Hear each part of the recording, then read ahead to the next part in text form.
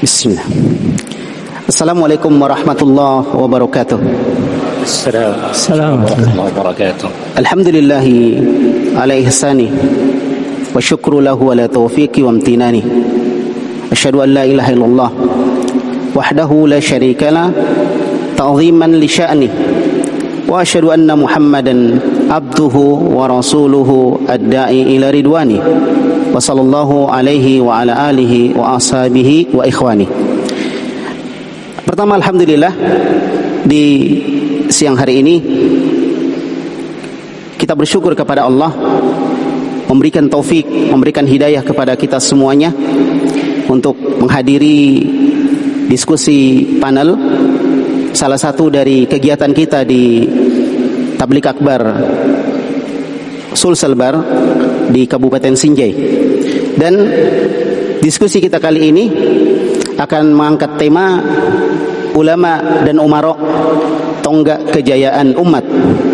Ini sebuah tema yang sangat penting untuk kita bahas, untuk kita diskusikan, bicarakan. Dan forum ini dirancang untuk menghidupkan kembali kesadaran umat akan pentingnya peranan ulama, pentingnya peranan umara, pemerintah sebagai pilar penegak agama dan penjaga stabilitas bangsa dan negara. Melalui dialog ini kita akan membahas berbagai macam persoalan umat yang terjadi saat ini dan juga menawarkan solusi-solusi secara syar'i tentunya yang akan dibahas oleh para asatidah kita, ustadz-ustadz kita. Ada Ustadz Dzulkarnain Muhammad Sunusi, anggota Majelis Ulama Sulawesi Selatan dan Ketua Dewan Syariah Peduli Dakwah. Kemudian ada Ustadz Luqman Jamal, beliau adalah pembina Pondok Pesantren Tanwirus Sunnah. Dan yang ketiga ada Al-Ustadz Ibnu Yunus hafizahumullahu ta'ala, pembina Pondok Pesantren Al-Ihsan Kabupaten Goa. Dan tema kali ini tentunya sangat menarik, akan dibahas dari berbagai sudut oleh para panelis, oleh para pemateri. Yang pertama, Al-Ustadz Dzulkarnain Muhammad Sunusi hafizahullah akan menyampaikan tema ulama benteng akidah umat. Kemudian Al-Ustadz Ibnu Luqman Jamal LC hafizahullah ta'ala akan menyampaikan tema umara perisai penegak syariah. Dan yang terakhir adalah Al-Ustadz Ibnu Yunus hafizahullah akan menyampaikan tema umat kunci kejayaan Islam. Baik, di diskusi ini kita akan membatasi waktu karena waktu yang mungkin tidak akan cukup ketika kita bahas secara panjang lebar. Maka kita akan bagi menjadi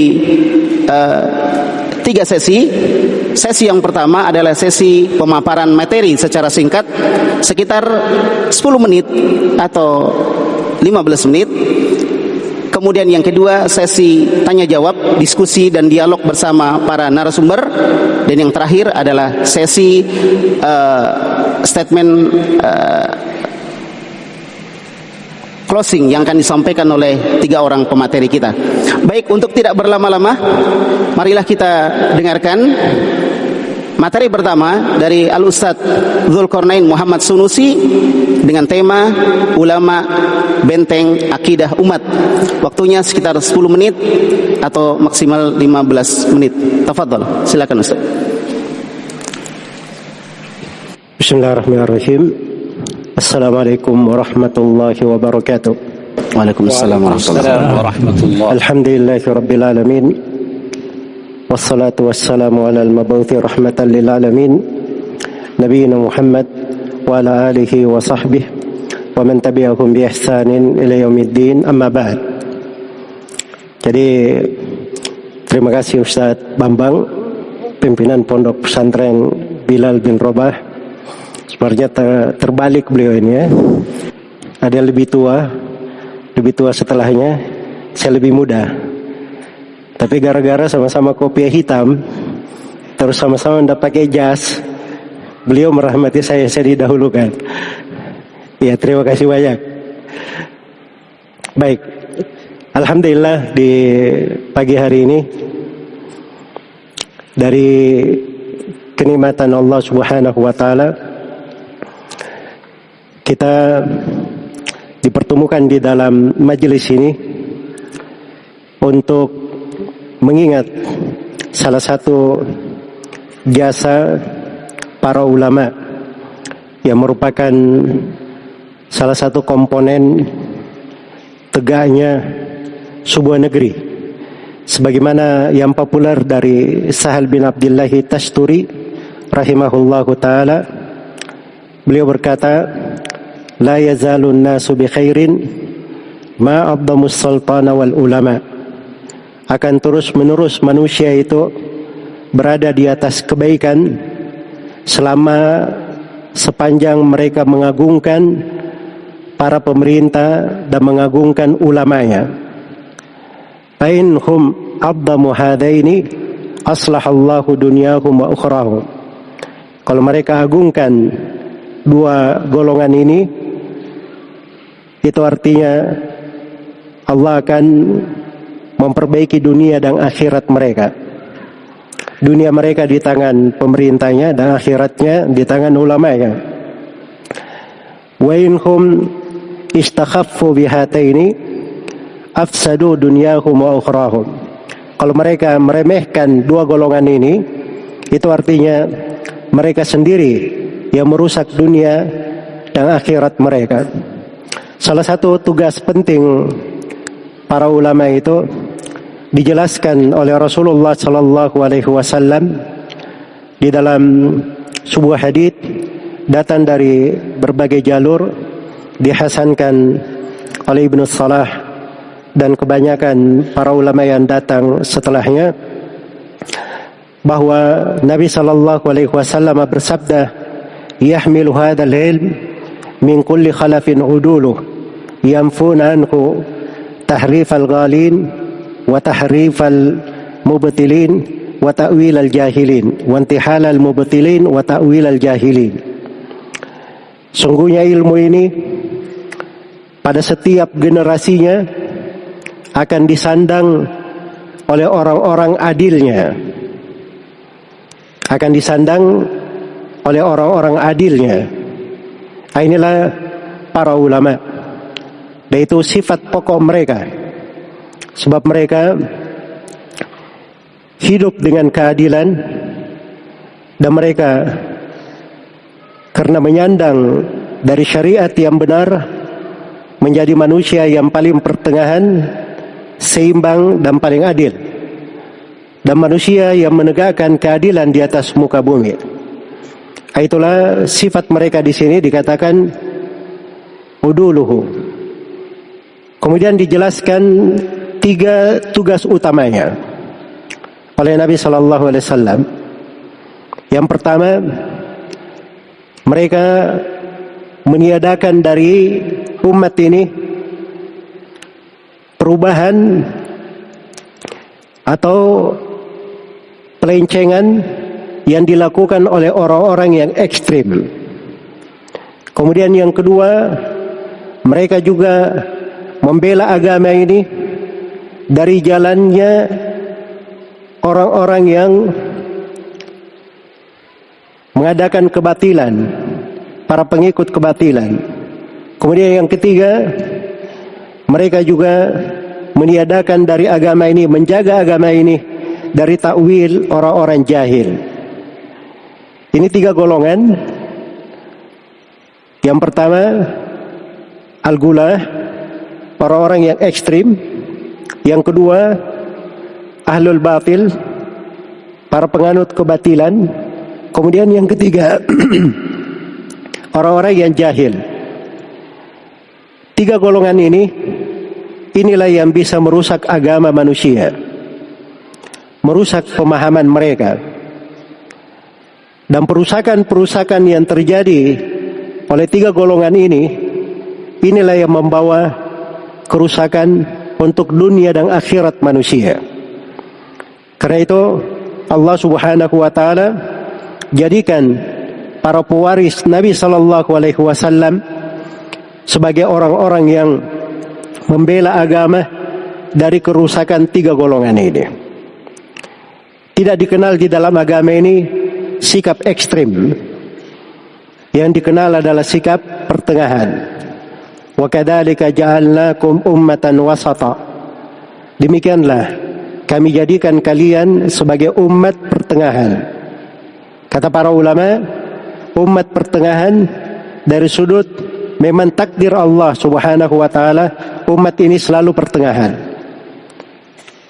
Yang kedua, umat pertengahan dari sudut siapa yang mempelajari syariatnya dan benar memahami agama, dia pasti adalah orang yang pertengahan, orang yang moderat, orang yang seimbang di dalam berfikirnya.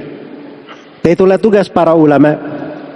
Karena itu dilarang dari pemikiran-pemikiran ekstrim, berlebihan. Kata Nabi SAW, "Iyyakum wal gulu." Hati-hati kalian dari sikap al-gulu. Fa inna ma ahlaka man kana qablakum al-gulu fid din. Sungguhnya yang membinasakan umat-umat sebelum kalian adalah ekstrim di dalam beragama. Sikap-sikap ekstrim itu banyak sekali. Dan itulah keberadaan para ulama mengingatkan dan menjelaskan bahaya hal tersebut. Sebab sikap ekstrim ini yang menyebabkan pertumpahan darah. Ekstrim di dalam mengafirkan orang, dia halalkan darahnya. Ekstrim di dalam mengingkari kemungkaran, sehingga dia pandang harus kudeta terhadap pemerintah. Kalau dilihat kemungkaran menurut versinya sendiri, maka para ulama dari masa ke masa memiliki tugas untuk menjelaskan penyimpangan kelompok yang seperti ini. Karena tidak dibenarkan di dalam agama kita adanya menumpahkan darah seorang muslim. Mengafirkan itu tidak dihalalkan kecuali dengan apa yang dibenarkan oleh syariat. Karena itu kata Nabi sallallahu alaihi wasallam di dalam hadis riwayat Bukhari dan Muslim, "Man qala li akhihi ya kafir faqad ba'a bihi ma ahaduhuma in kana kama qala wa illa hara alaihi." Barang siapa yang berkata kepada saudaranya wahai kafir, maka sungguh ini kalimat kafir harus ditanggung oleh salah satu dari keduanya. Kalau benar yang seperti yang dia katakan, dia punya argumen, punya hujjah, tidak ada masalah. Itu artinya dia berhukum sesuai dengan hukum syariat. Tapi kalau tidak benar, kalimat itu akan kembali kepada dirinya. Akan kembali kepada dirinya. Karena itu para ulama ingatkan tentang kesesatan kelompok Khawarij, kelompok Mu'tazilah, kelompok Syiah, yang mereka ini punya kegemaran menghalalkan darah kaum muslimin, memudahkan untuk menumpahkan darah mereka. Sebagaimana para ulama juga menjelaskan tentang bahaya kudeta terhadap pemerintah, seperti yang dilakukan oleh orang Khawarij, orang Mu'tazilah, dan seperti yang dilakukan oleh orang-orang Syiah yang menjadi sebab banyaknya pertumpahan darah di berbagai negeri dan tumbangnya pemerintahan-pemerintahan. Itu disebabkan karena makar mereka di dalam hal tersebut. Maka para ulama mengingatkan akan hal tersebut. Kemudian tugas yang kedua dari tugas para ulama adalah menjelaskan jalannya ahlul batil. Karena kebatilan itu artinya dia membawa sesuatu yang bertentangan dengan syariat. Segala hal yang bertentangan dengan syariat, maka itu pasti akan keluar dari hikmah, akan keluar dari jalan yang lurus, keluar dari keseimbangan, keluar dari fitrah manusia, dan keluar dari akal sehat. Karena itulah para ulama rahimahumullahu ta'ala banyak sekali menerangkan tentang pemahaman-pemahaman yang keliru dan menjelaskan kebatilannya agar supaya dihindari oleh manusia. Pemahaman-pemahaman batil inilah yang merusak agama, merusak keturunan, merusak harta manusia. Dari pemahaman batilnya, dia membolehkan mengambil harta manusia tanpa hak. dia menghalalkan kehormatan-kehormatan orang. Dan ini semuanya dari hal yang diingatkan, dan penerapannya dan contohnya itu banyak sekali dalam buku-buku para ulama. Kemudian yang ketiga dari tugas para ulama itu adalah menjelaskan takwilnya orang-orang jahil. Orang-orang jahil yang menafsirkan agama sesuai dengan kehendaknya sendiri, menafsirkan agama sesuai dengan hawa nafsunya. Dia membawakan dari pemahaman-pemahaman yang tidak ada asal usulnya di dalam syariat. Karena itu kalau kita lihat dari masa para sahabat Rasulullah sallallahu alaihi wasallam, para tabi'in, tabi'ut tabi'in, imam 4 dan para a'immah yang datang setelahnya maupun sebelumnya, itu mengungkap kepada manusia bagaimana ilmu yang sebenarnya. Dengan itu akan tampak posisi para ulama ini sebagai benteng yang menjaga umat di atas akidahnya dan menjaga umat di atas kebaikan. Karena itu jihad mereka adalah jihad yang paling besar di tengah umat ini. Bahkan jihadnya para ulama itu lebih besar daripada jihad dengan pedang, dengan tombak. Kata Ibnu Duraid rahimahullahu taala, sebagaimana yang diriwayatkan oleh Ibnu Abdul Bar di dalam Jami' Bayanil Ilm wa Fadlihi, kata Ibnu Duraid, wa midadu ma tajri bihi aqlamuhum azka wa afdalu min dami syuhada'i ya talibi ilmin nabi Muhammadin ma antum wa siwakum bisawai. Dan aliran tinta-tinta, goresan pena para ulama itu lebih mulia dan lebih utama dari darahnya orang yang mati syahid. Wahai para penuntut ilmu Nabi Muhammad sallallahu alaihi wasallam, kalian dan selain kalian tidak pernah sama. Karena itulah keberadaan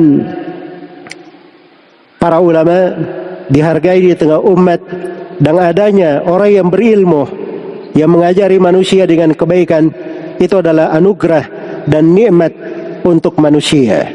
Dengannya akan teratur urusan mereka. Karena itu harusnya disyukuri keberadaan para penuntut ilmu, para guru, orang-orang yang mengajari kita, dan kita di Sulawesi Selatan ini alhamdulillah diberi karunia dengan guru-guru, ustadz-ustadz yang mereka talaki ilmu dari sumber yang benar, mengambil ilmu dari para guru, jalur belajarnya juga jalur belajar yang dimaklumi, dan selalu datang di tengah mereka para ulama yang mengupgrade ilmu mereka dan saling mudakarah pada pengetahuan-pengetahuan yang telah diambil. Dan ini semuanya adalah warisan dari para nabi. Seperti itulah dahulu umat-umat itu. Diriwayatkan oleh Imam Al-Bukhari dan Imam Muslim dari Abu Hurairah radhiyallahu taala anhu, Rasulullah sallallahu alaihi wasallam bersabda, "Kana Banu Israil tasusuhumul anbiya, kullama halaka nabi khalafahu nabi." Adalah Bani Israel itu pengaturan mereka, kemaslahatan umatnya itu diatur oleh para nabinya.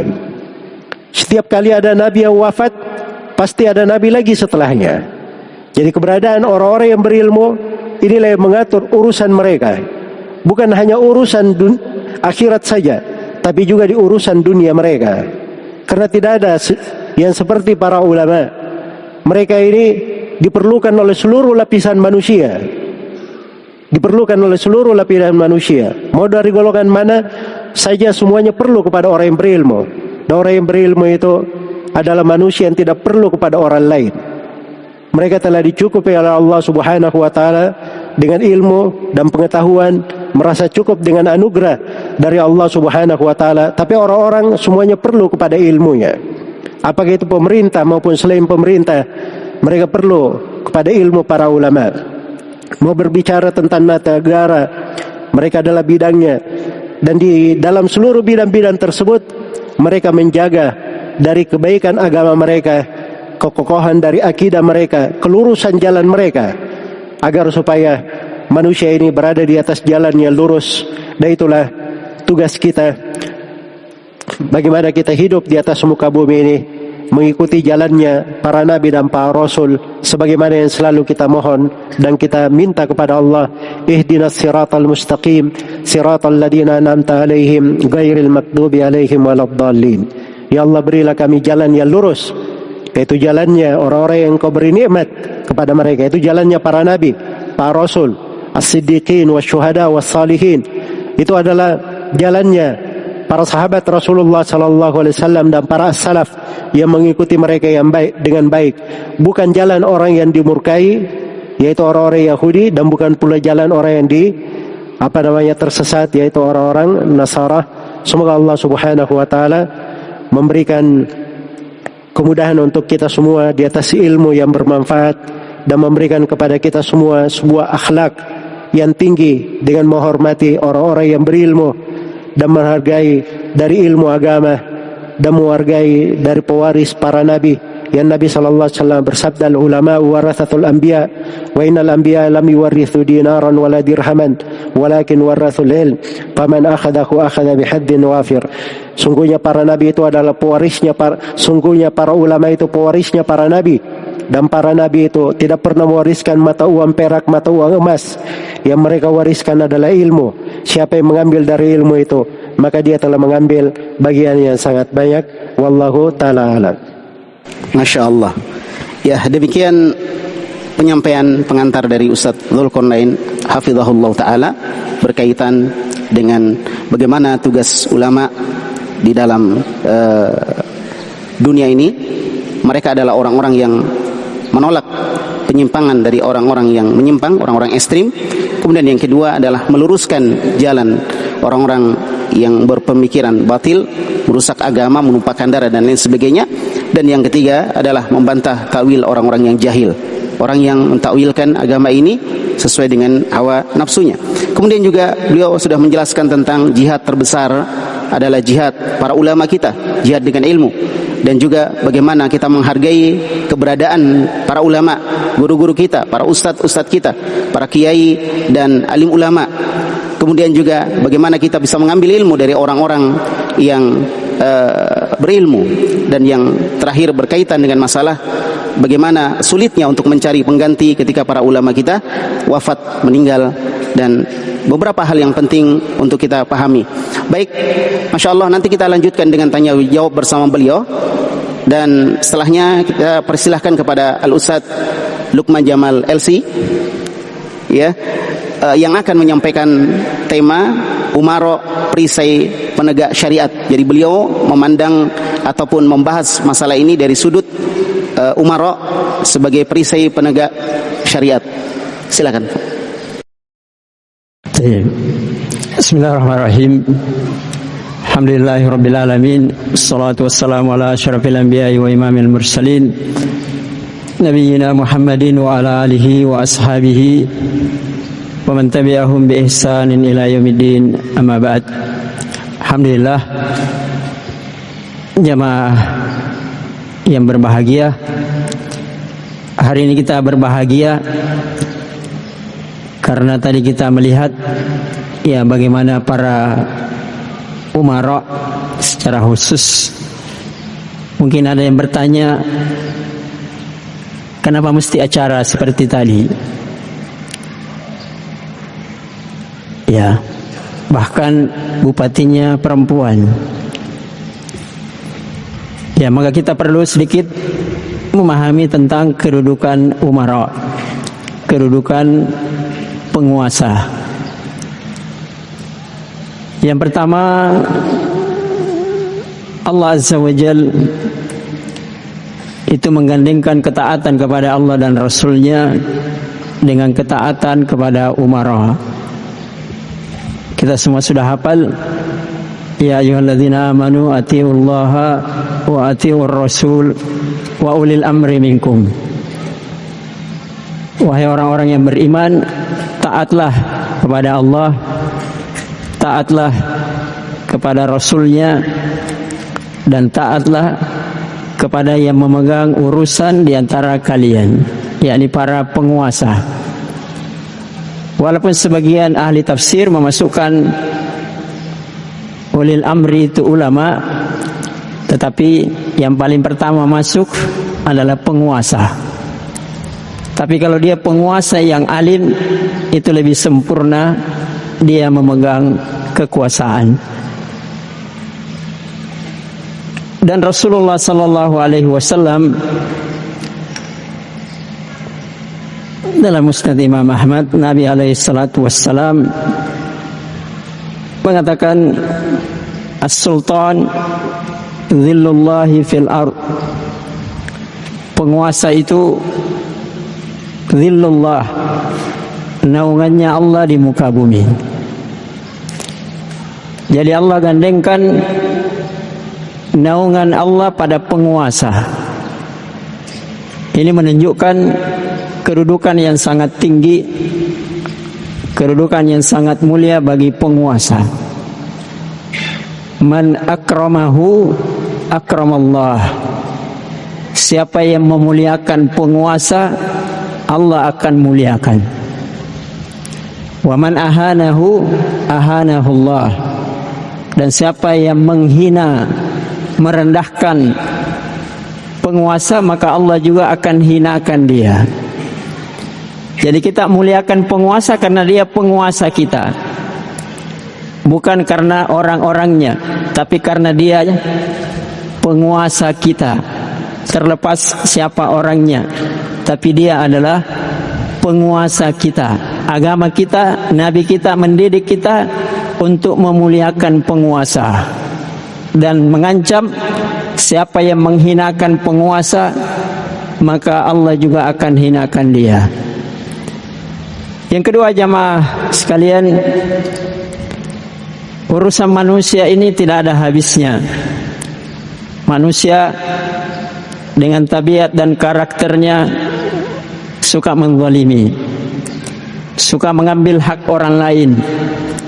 Maka tidak ada yang bisa menyelesaikan urusan-urusan itu kecuali melalui penguasa dan pembantu-pembantunya. Allah Azza wa Jalla berfirman, walaula daf'ullahin nasa ba'dahum bi ba'din lafasadatil ard walakinnallaha dzu fadlin 'alal 'alamin. Kalau bukan karena Allah menolak, artinya membantu manusia, maka sebagian manusia dengan sebagian manusia itu saling menzalimi satu dengan yang lain.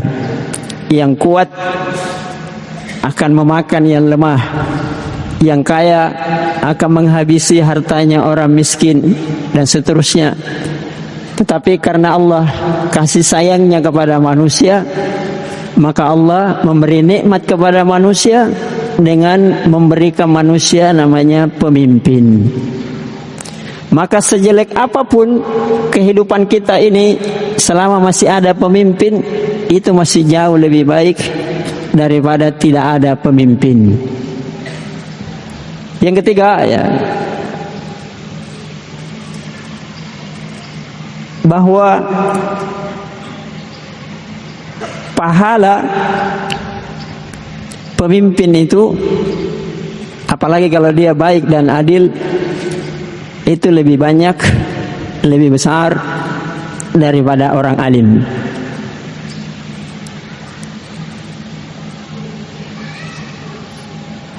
Kenapa bisa demikian?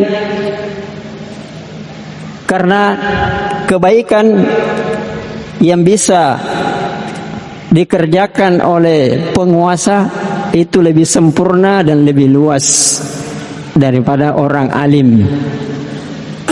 Kalau orang alim mengajar 100 orang, kalau penguasa menjadikannya kurikulum, bisa satu kabupaten pada saat yang sama, pada waktu yang sama, semua orang mendapatkan ilmu. Mana lebih banyak pahalanya? Penguasa. Karena itu, kalau ingin banyak pahala, jadilah penguasa. Jadi siapa tahu di antara kalian di sini ada yang berbakat jadi penguasa. Jangan ragu dan jangan bimbang. Yang penting pegang ustadz. karena dia lebih banyak pahalanya. Dan itu kesepakatan para ulama, ijma para ulama, bahwa pahalanya penguasa itu lebih besar daripada mufti, daripada hakim, daripada alim, karena dia lebih menyeluruh dan mencakup semuanya tanpa sekat-sekat. Contoh yang paling nyata, kita hadir di sini. Kalau penguasa melarang, tidak memberi izin, jadi tidak tabligh akbarnya. Hah? Walaupun hadir syekh dari Yaman, walaupun hadir semua ustadz, kalau penguasa melarang, selesai. Tapi kalau penguasa memberi izin, apalagi mendukung, apalagi ingin memperbesar acaranya, siapa yang dapat pahala lebih banyak? Pemberi materi, pendengar, atau penguasa? Ya, penguasa.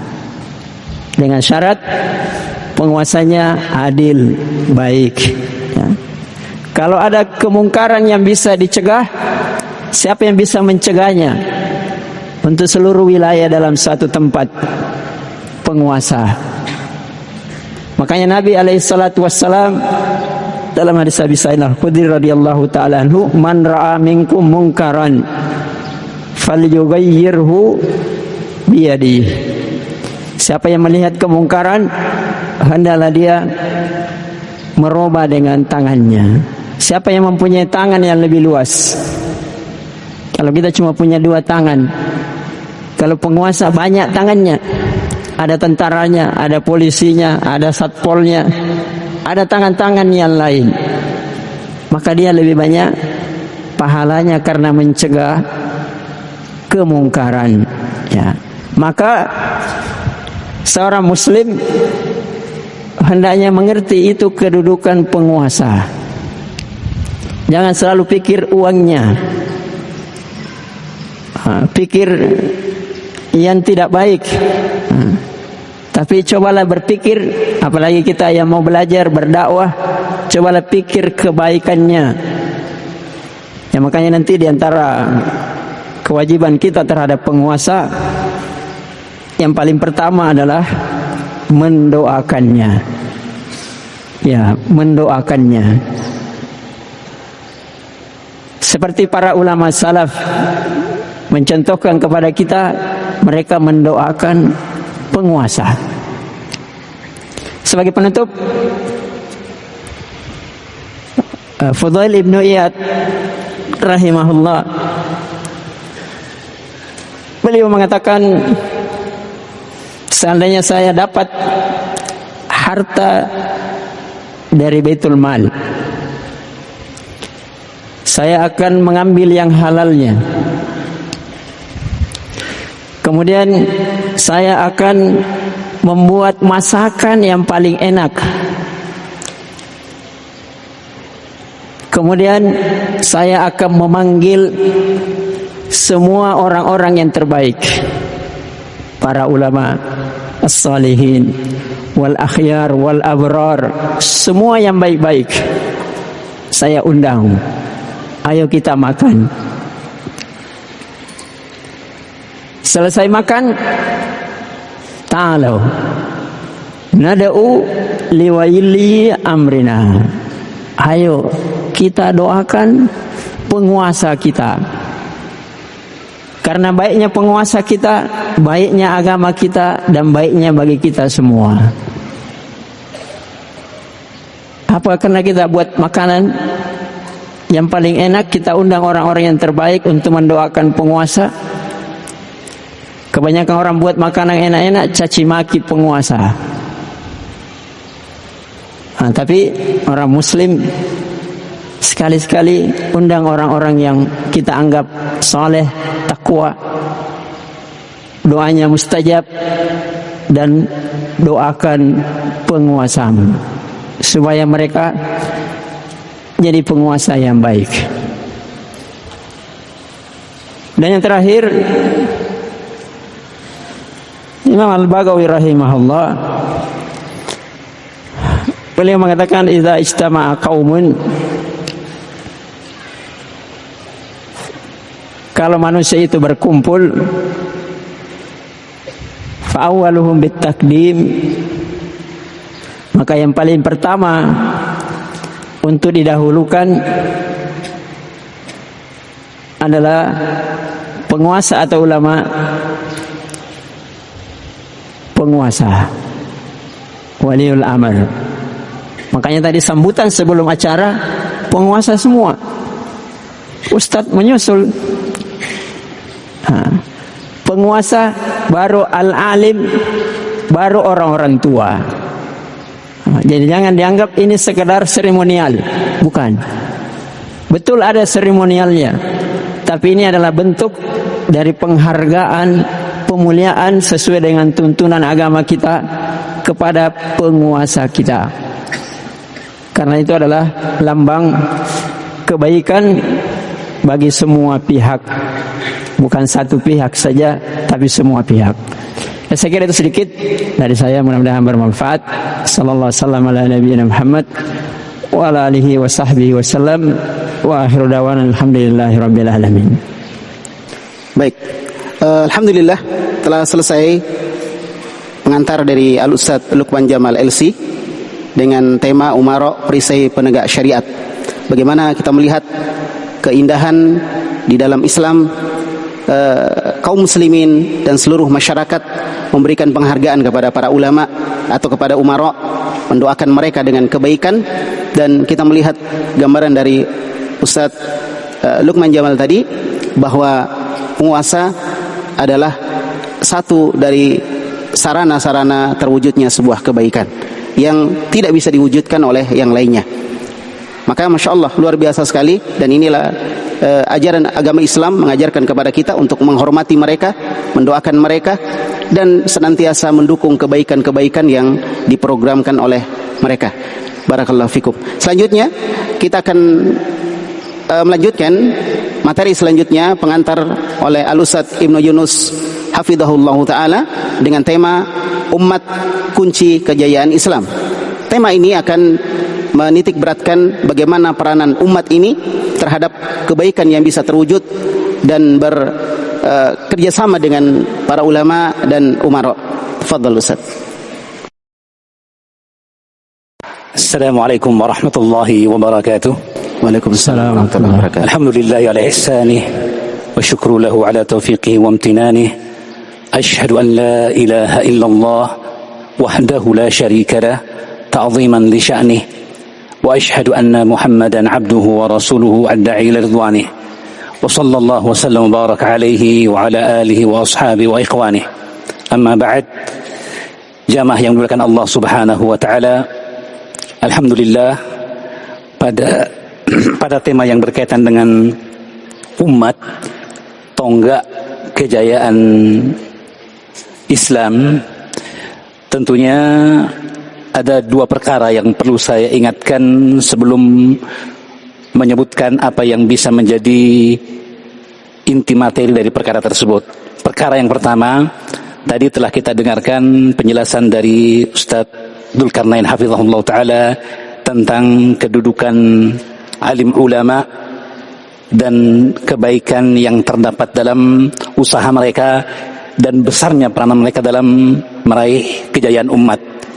Demikian pula telah kita dengarkan dari Ustadz Luqman Jamal hafizahullah ta'ala tentang kedudukan sultan. Dan seperti kata para ulama, innallaha la yazabil as-sultan ma la yazabil Qur'an. Kekuatan penguasa dengan kebijaksanaannya mampu menerapkan kebaikan apa yang kadang tidak tersampaikan dengan Al-Quran. Para ulama menyampaikan, tetapi tentunya butuh power, dan itu ada pada para umara kita, pada para pemimpin. Nah, mungkin akan timbul pertanyaan, kalau begitu mana bagiannya rakyat dan umat? Kan gitu ya, semua sudah baik ini ya. Atau sebagian mengatakan, bukankah umat itu taba'an limulukihim, namanya rakyat, masyarakat ikut kepada pemimpin, kepada umara dan ulama. Kalau mereka baik, sudah dijamin baik pula mereka. Jadi tidak perlu ada peranan yang penting bagi mereka. Kan itu mungkin menimbulkan pertanyaan pada diri kita. Maka saya ingatkan hadis Jabir bin Abdullah radhiyallahu taala anhuma, disebutkan oleh Ibnu Abi Dunya dalam Kitabul Iyal, sebenarnya berkaitan dengan para wanita, untuk menyinggung sedikit ibu-ibu peserta akhwat yang hadir di bawah. Datang seorang wanita di hadapan baginda Nabi sallallahu alaihi wasallam ketika beliau bersama para sahabatnya. Dia berkata, "Assalamu alayka ya Rasulullah, ana wafidatun nisa ilaika." Mengucapkan salam kepada baginda Nabi dan mengatakan, "Aku adalah utusan para wanita." Lalu beliau mengatakan, "Allahu rabbur rijali wa rabbun nisa, wa Adam abur rijali wa abun nisa, wa ba'athaka Allahu ila rijali wan nisa." Kata sang wanita yang fakihah ini, utusan para wanita sahabiyat, "Ya Rasulullah, aku utusan delegasi para wanita kepadamu. Allah pencipta laki-laki dan wanita. Nabi Adam alaihissalam nenek moyang laki-laki dan wanita, dan engkau pun diutus kepada laki-laki dan wanita." Lalu beliau menyebutkan, "Warrijalu, laki-laki, idza kharaju fi sabilillah, jika mereka berjihad membela agama Allah, famatu, mereka wafat, fahayaun inda rabbihim yurzaqun, mereka dalam tempat yang mulia, derajat syuhada, hidup di sisi Allah mendapatkan rezeki. Wa idza kharaju, kalaupun mereka keluar tidak dapatkan derajat syahadah, lahum minal ajri ma qad alimu, bagi mereka pahala yang besar yang tidak bisa disangkal sama sekali." Lalu ia bertanya, "Fama lana minal ajr?" Kalau gitu kami nih para wanita, "Nahnu najlisu wa nakhdumuhum." Kami para wanita hanya duduk di rumah, tidak berangkat perang, tidak disyaratkan bagi kami untuk membela agama dalam bentuk peperangan. Kemudian bahwa kami bahkan melayani kaum laki-laki di rumah. "Fama lana minal ajr?" Lalu apa bahagian pahala bagi kami? Subhanallah, disampaikan di hadapan baginda Nabi sallallahu alaihi wasallam yang sangat penyayang kepada umat, dari wanita yang dianggap orang yang paling lemah, kan kadang dianggap kaum marginal, terpinggirkan, diabaikan perannya dalam rumah tangga apalagi masyarakat, kan gitu ya. Tapi apa jawaban seorang nabi, Nabiur Rahmah, Nabiul Huda? Kata beliau, "Balligh an-nisa an-salam wa quli lahunna anna ta'atu zawji ta'dilu ma hunak wa qalilum minhunna taf'alu." Sampaikan pada mereka, para wanita, salam dariku baginda Nabi sallallahu alaihi wasallam, dan sampaikan pada mereka bahwa ketaatan mereka kepada suami sebanding dengan kemuliaan dan keutamaan itu. Hanya sayang sedikit dari mereka yang mengerjakannya, taat kepada suami. Lalu seperti yang kita sebutkan tadi dalam hadis ini, dan bagaimana kita sebutkan tadi, apakah memang rakyat, masyarakat, umat tidak punya bagian penting dalam tonggak kejayaan umat? Dalam judul pun tidak kelihatan. Ulama dan umara, tonggak kejayaan umat. Mana umatnya, Ustaz? Ada poinnya. Tapi itu mengingatkan kepada kita bahwa mereka juga punya kedudukan yang besar, hanya mungkin kita salah dalam mempersepsikannya. Seperti sekarang muncul gerakan bahwa rakyatlah yang penguasa. Penguasa itu tunduk kepada rakyat, lalu kemudian rakyat mendikte penguasa dan sebagainya. Apakah bisa diharapkan kebaikan jika demikian? Tentunya tidak. Ada peranan dan porsi besar yang telah diberikan oleh syariat kepada rakyat, kepada umat. Dan perlu kita ketahui, umat, kata Al-Hafidz Al-Qastalani dalam Irsyadus Sari, juga disebutkan oleh Al-Hafidz dalam Fathul Bari Syarah Sahih Bukhari, ummah yang disandarkan kepada baginda Nabi sallallahu alaihi wasallam itu ada 3 yang dimaksud. Yang pertama, ummatul ittiba', yaitu orang-orang yang soleh, yang mengikuti petunjuk baginda Nabi sallallahu alaihi wasallam, melaksanakan apa yang diperintahkannya dan menjauhi apa yang dilarangnya. Ummatul ittiba'. Yang kedua, ummatul ijabah, yaitu kaum muslimin seluruhnya yang menyambut seruan baginda Nabi sallallahu alaihi wasallam, seruan keimanan, maka mereka secara umum dengan berbagai bentuknya mereka adalah ummatul ijabah, mereka yang menerima sambutan dan seruan dakwah Islam lalu beriman kepada baginda Nabi setelah beriman kepada Rasulullah kepada Allah Subhanahu wa taala dan mentauhidkannya. Yang ketiga, ummatud dakwah, yaitu siapapun mereka dalam golongan apapun dengan berbagai keyakinan selama mereka dilahirkan dan berada pada masa diutusnya baginda Nabi sallallahu alaihi wasallam, maka dakwah tertuju kepada mereka. Nah, umat yang disebutkan sebagai umat, tonggak kejayaan umat, tentunya berlaku dengan 3 makna yang disebutkan tadi. Ya, ummatud dakwah, ummatu al-ijabah, dan ummatu al-ittiba'. Semuanya dapat porsi bahagian dan punya peranan penting dalam tonggak kejayaan umat. Kita tidak mengatakan bahwa di zaman Nabi sallallahu alaihi wasallam yang ada hanyalah umat Islam. Sekiranya kita sepakat. Ada golongan Yahudi, golongan Nasrani dan sebagainya. Dan ternyata Islam menjaga kehidupan masyarakat dan bersama-sama mencapai tonggak kejayaan umat tersebut. Apa yang tidak mereka dapatkan pada pemerintahan sebelum datangnya Rasulullah sallallahu alaihi wasallam setelah wafatnya para nabi dan rasul yang diutus kepada mereka. Maka ini perkara penting, dan baginda Nabi telah mengingatkan dalam hadis Jubair bin Mut'im radhiyallahu taala anhu, "Thalathatun la yadhillu alaihinna qalbul muslim." 3 perkara yang tidak akan ada dengki di dalamnya dalam hati seorang muslim. Yang pertama adalah ikhlasul amal lillah, dia mengikhlaskan amalnya kepada Allah Subhanahu wa taala. Yang kedua, taatu waliyul amr, taat kepada pemimpin. Dan yang ketiga, waluzumu jamaatil muslimin, senantiasa berkomitmen, bersatu padu, berjalan bersama dan berdampingan dengan jamaah kaum muslimin. 3 perkara ini 3 rambu yang penting bagi kita sebagai rakyat, umat dan masyarakat. Dan kita ingatkan kembali bahwa Islam tidak mendiskreditkan siapapun. Dalam penjelasan tentang ar-ra'iyah, kita kenal umat, dalam bahasa kita umat, masyarakat, dan rakyat. Umat asalnya dari bahasa Arab. Rakyat pun asalnya dari bahasa Arab. Kata serapan dari kata ra'iyah.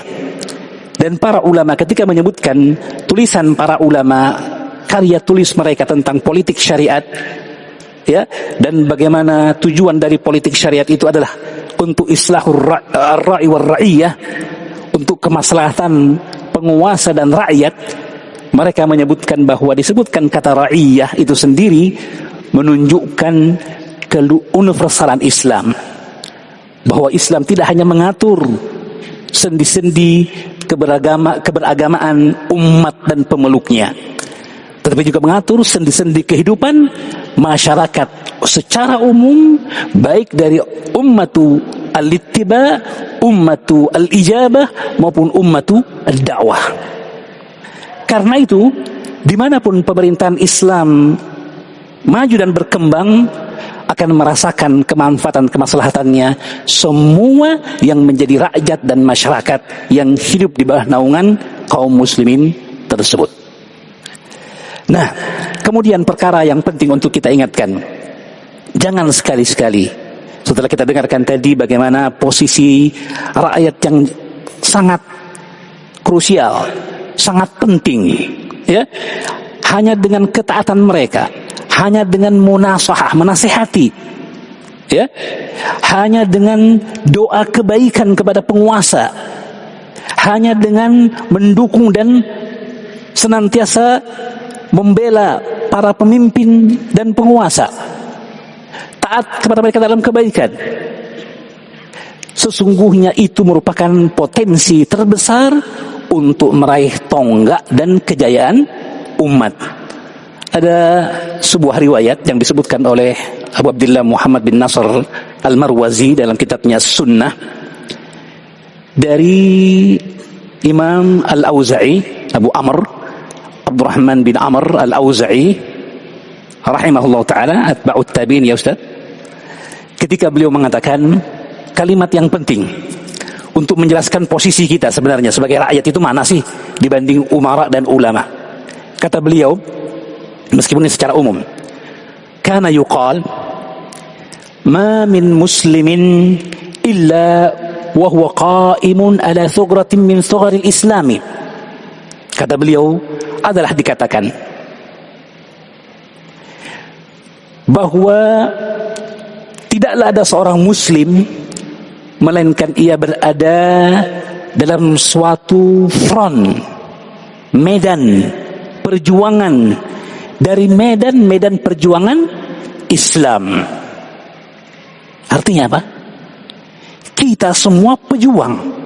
Sebagaimana umara adalah pejuang, sebagaimana ulama apalagi adalah pejuang dengan job desk-nya masing-masing, tupoksinya masing-masing, demikian pula rakyat dengan peranannya, maka dia pun adalah pejuang yang berada dalam front perjuangan Islam. Allahu Akbar. Lalu beliau ingatkan tanggung jawab dari setiap pejuang.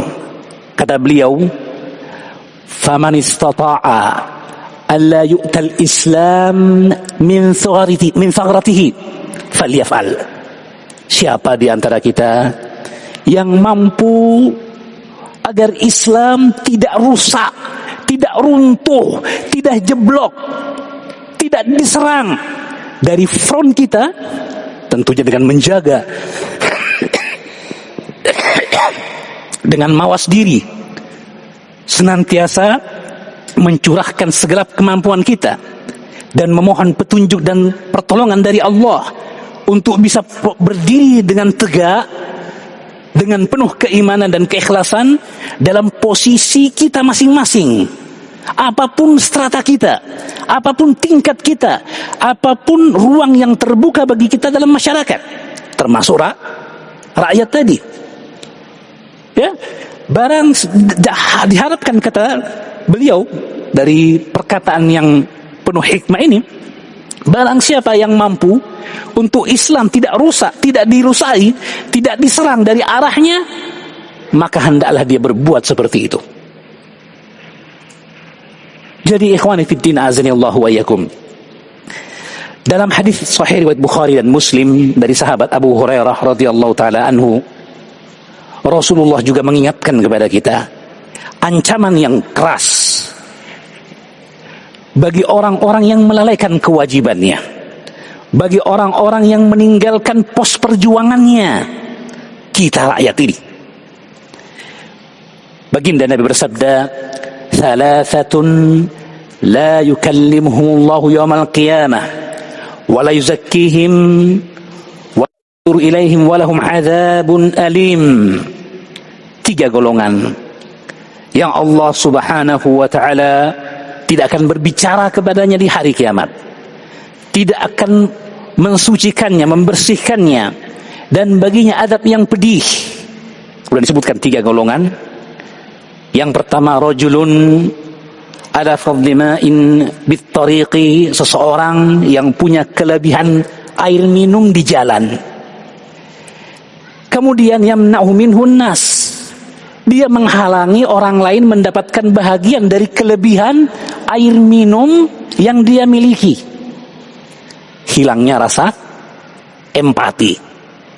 Dalam bab-bab fikih, khususnya dalam mazhab Syafi'i misalnya, kita dapatkan adanya pembolehan bertayamum menggunakan tanah untuk bersuci manakala kita tidak mendapatkan air.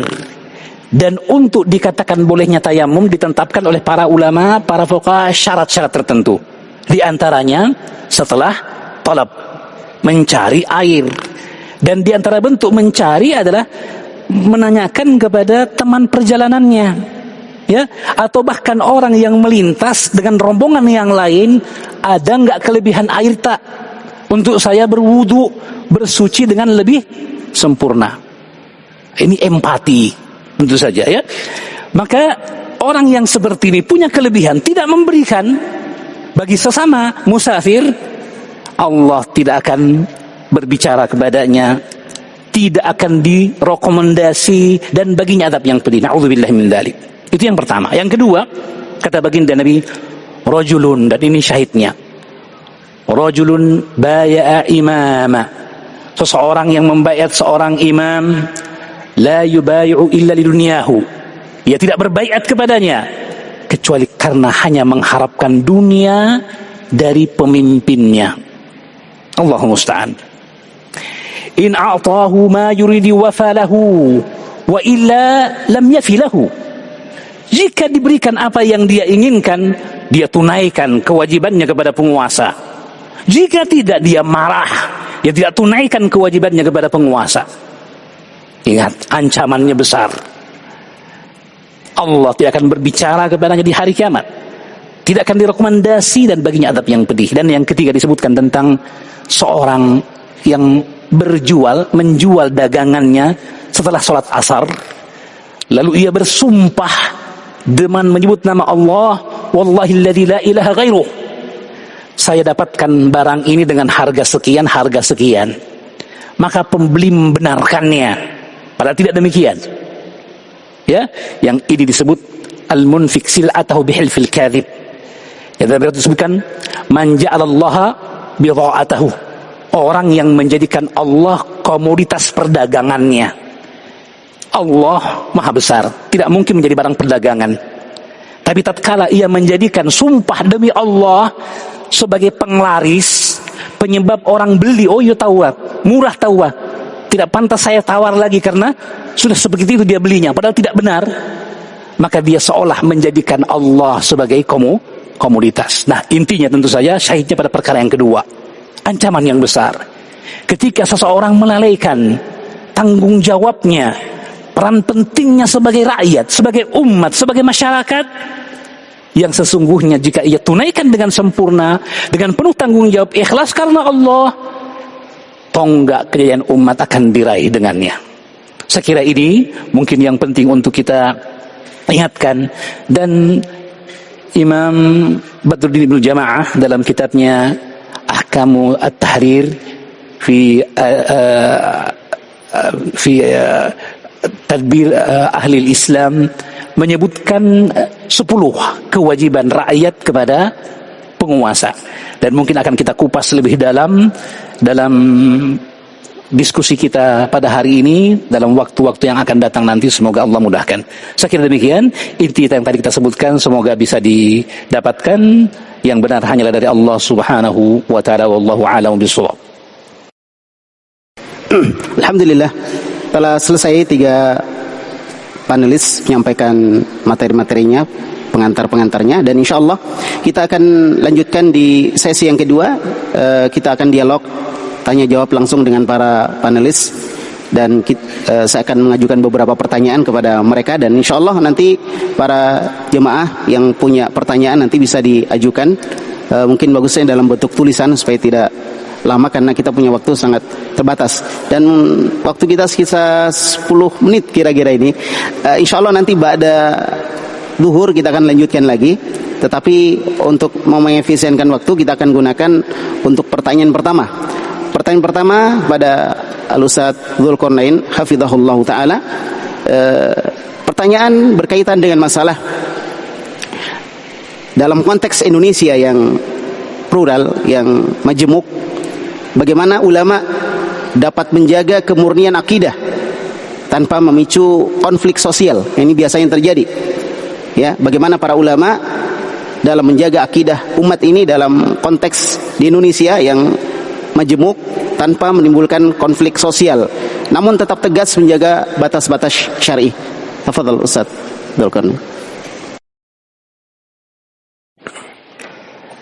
Baik. Bismillahirrahmanirrahim. Jadi sebenarnya itu kembali kepada konsekuensi dari ilmu sendiri, karena ilmu itu ada etika dan adab-adabnya.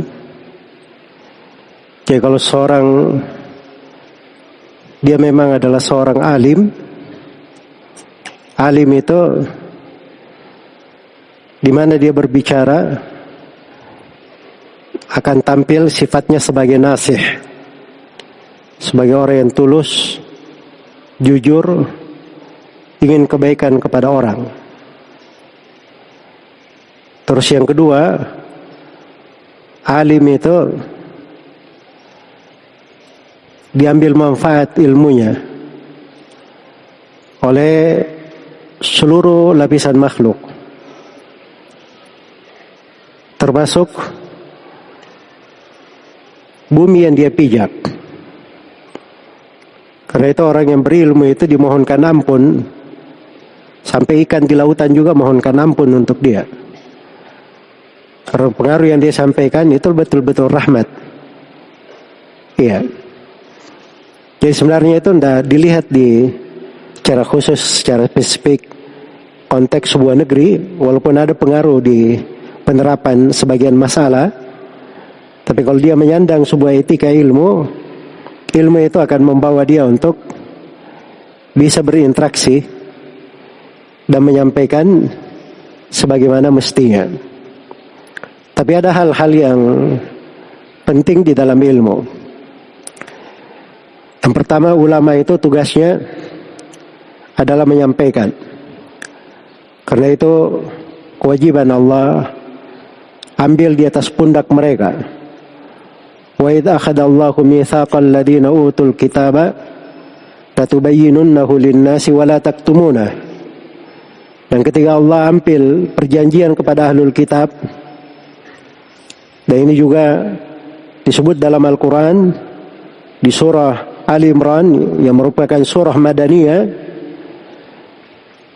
Dan ini di waktu-waktu ditetapkannya syariat.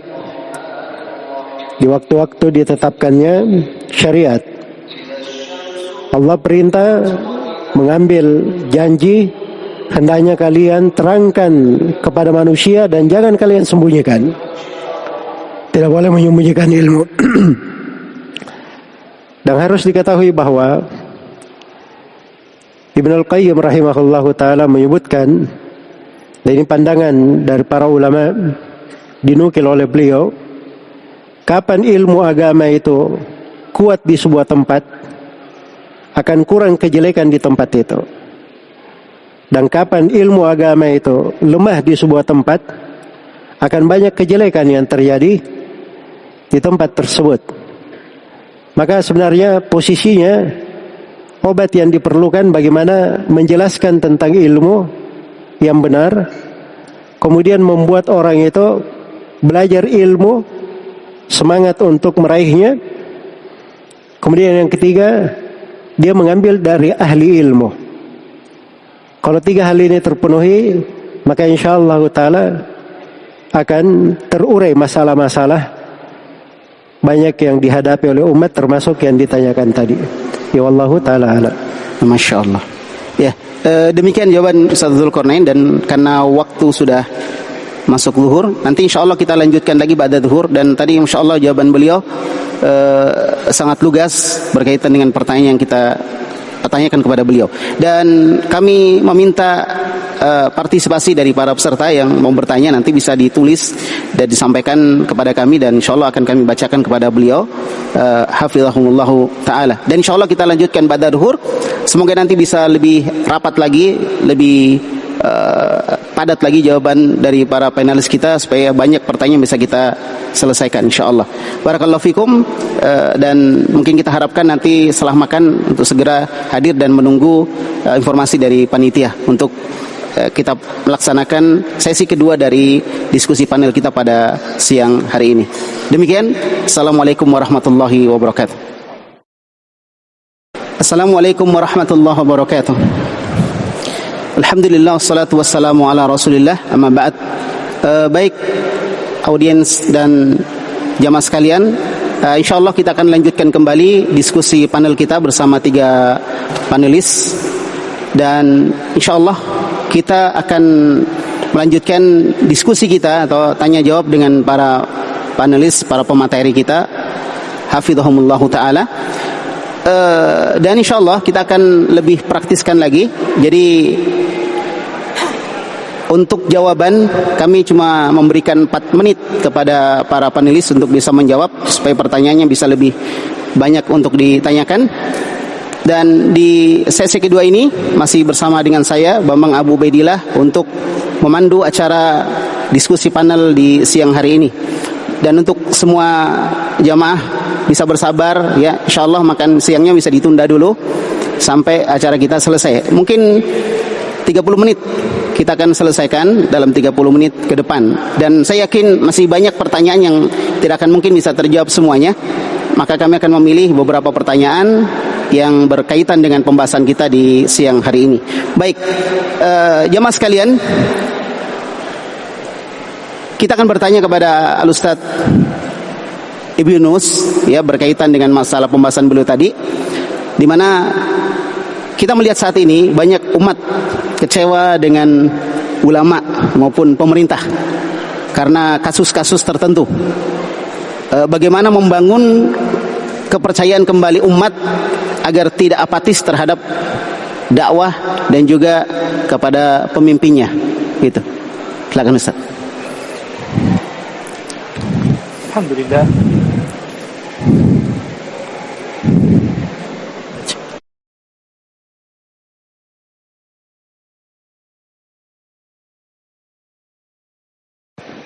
Bismillahirrahmanirrahim. Alhamdulillah wassalatu wassalamu ala Rasulillah wa ala alihi wa ashabihi wa man walah wa ba'd.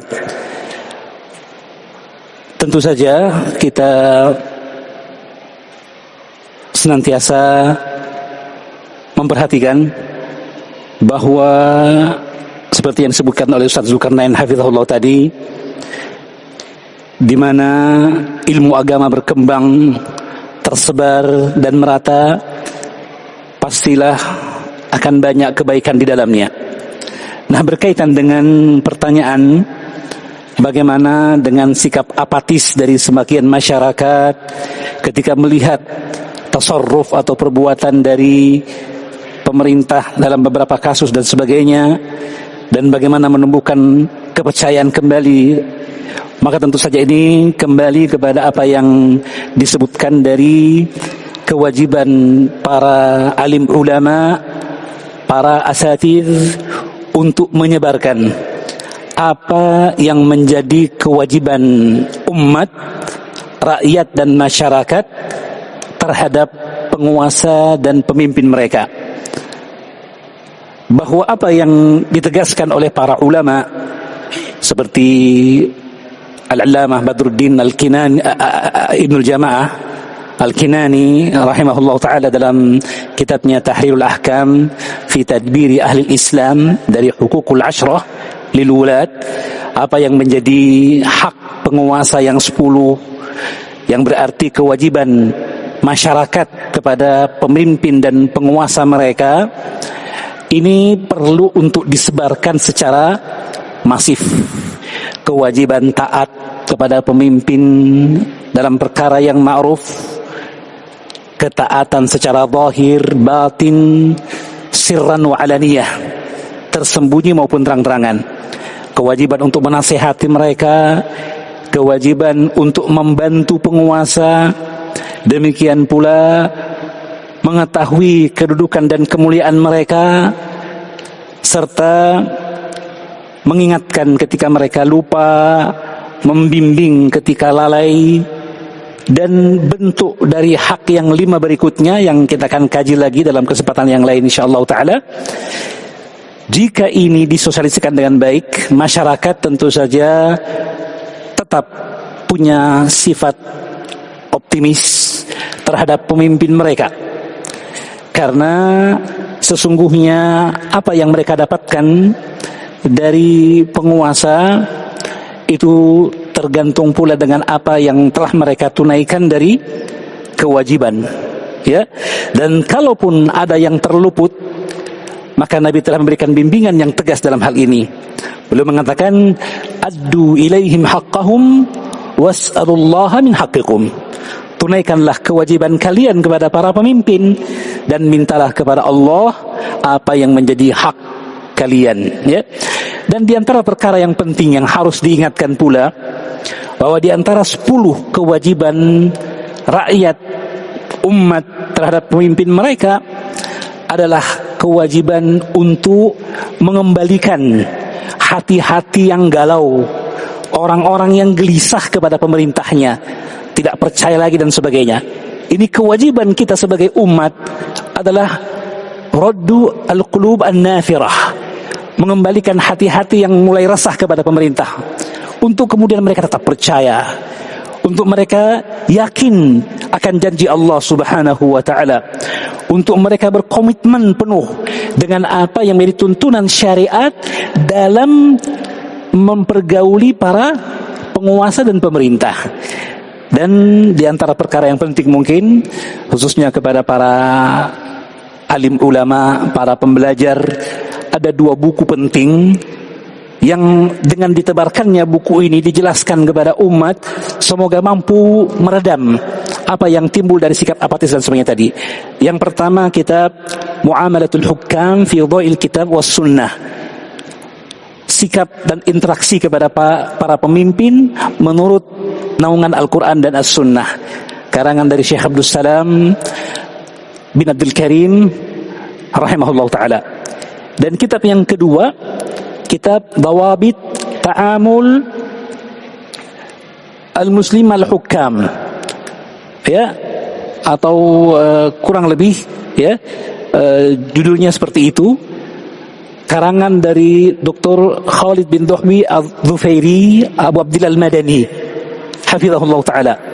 Beliau membahas dengan rinci perkara-perkara yang penting dari sikap rakyat, umat dan masyarakat terhadap pemimpin mereka dalam berbagai kondisi. Bahkan beliau menerangkan bagaimana tuntunan syariat, prinsip Ahlus Sunnah wal Jamaah dalam bermuamalah kepada pemimpin yang bukan dari golongan kaum muslimin. Ya, maka sekira yang seperti ini penting untuk kita masifkan penyebarannya, penjelasannya, poin-poinnya kepada masyarakat. Dan yang paling penting, masing-masing kita seperti yang disebutkan dari Imam Al-Auza'i rahimahullah, ala thugrim min thugril Islam, kita adalah pejuang dalam front yang ada dimanapun kita berada. Mari kita berbuat untuk negeri ini. Mari kita mengembalikan kembali ya cahaya Islam dengan memuliakan para pemimpin kita dan mengajak umat untuk kembali kepada para ulama. Dan dengan nasihat dari para ulama dan bimbingan dan arahan serta keadilan para pemimpin dan umara, insyaallah tonggak kejayaan Islam akan kita rasakan seluruhnya. Semoga itu dekat. Allahumma amin. Wallahu a'lam bishawab. Ya, baik, demikian jawaban Ustaz Ibnu Yunus hafizahullah. Dan kemudian pertanyaan untuk Ustaz Lukman hafizahullah tentang apa yang terjadi saat ini, di mana kerusakan moral, ya, tentang kerusakan moral, kemudian pornografi misalnya, judi online yang merebak di tengah-tengah masyarakat. Mungkin Ustaz bisa memberikan masukan dari apa yang dibimbingkan di dalam agama kita untuk pemerintah kita supaya bisa menangani hal-hal yang seperti ini. Bismillah, alhamdulillah, wassalatu wassalamu ala rasulillah. Ini sifatnya seakan-akan saya pemerintah ini. Tetapi ada beberapa hal yang perlu dipahami ya. Ya, yang pertama, dosa dan maksiat itu dari dahulu ada. Ya, dari dahulu ada. Bukan di zaman sekarang saja ada.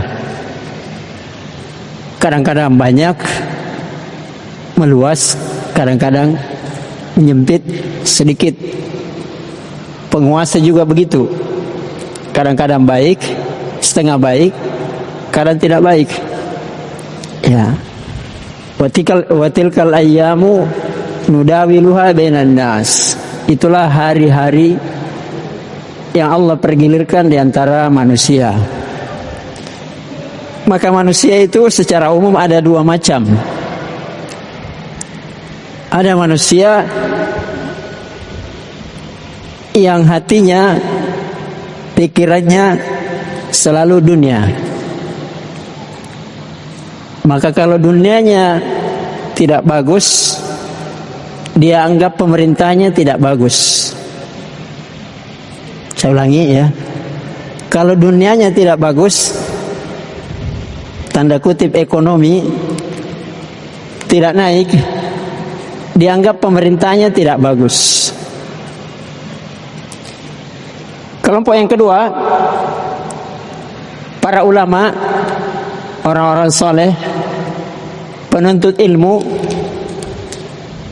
itu menilai umumnya dengan dosa dan maksiat. Jadi ketika dosa maksiat itu banyak, apalagi kalau dosa itu dilakukan oleh penguasanya, maka dianggap penguasanya begini. Saya sebutkan satu kisah, disebutkan oleh Imam Az-Zahabi dalam Syiar A'lamin Nubala. Ketika puncaknya keemasan Islam, khususnya ilmu agama di ibu kota Islam pada waktu itu,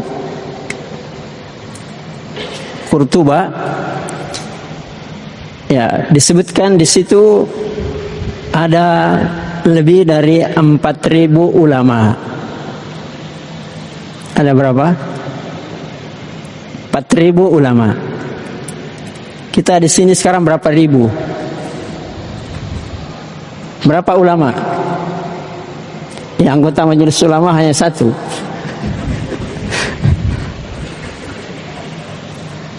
Tetapi subhanallah, Allah menguji ulama itu dengan pemimpin yang namanya Al-Hakam Ibnu Hisham. Pemimpinnya zalim, suka minum khamar, suka ini. Sampai ulama ini gerah, tidak sabar lagi. Sudah dinasihati begini. Akhirnya mereka bermusyawarah. Ya, bermusyawarah. Hasil musyawarahnya, dia mengutus salah seorang di antara mereka yang dianggap paling takwa, paling berilmu, paling baik untuk menemui penguasa. Tapi apa yang terjadi? Ketika diutus utusan ini, penguasa itu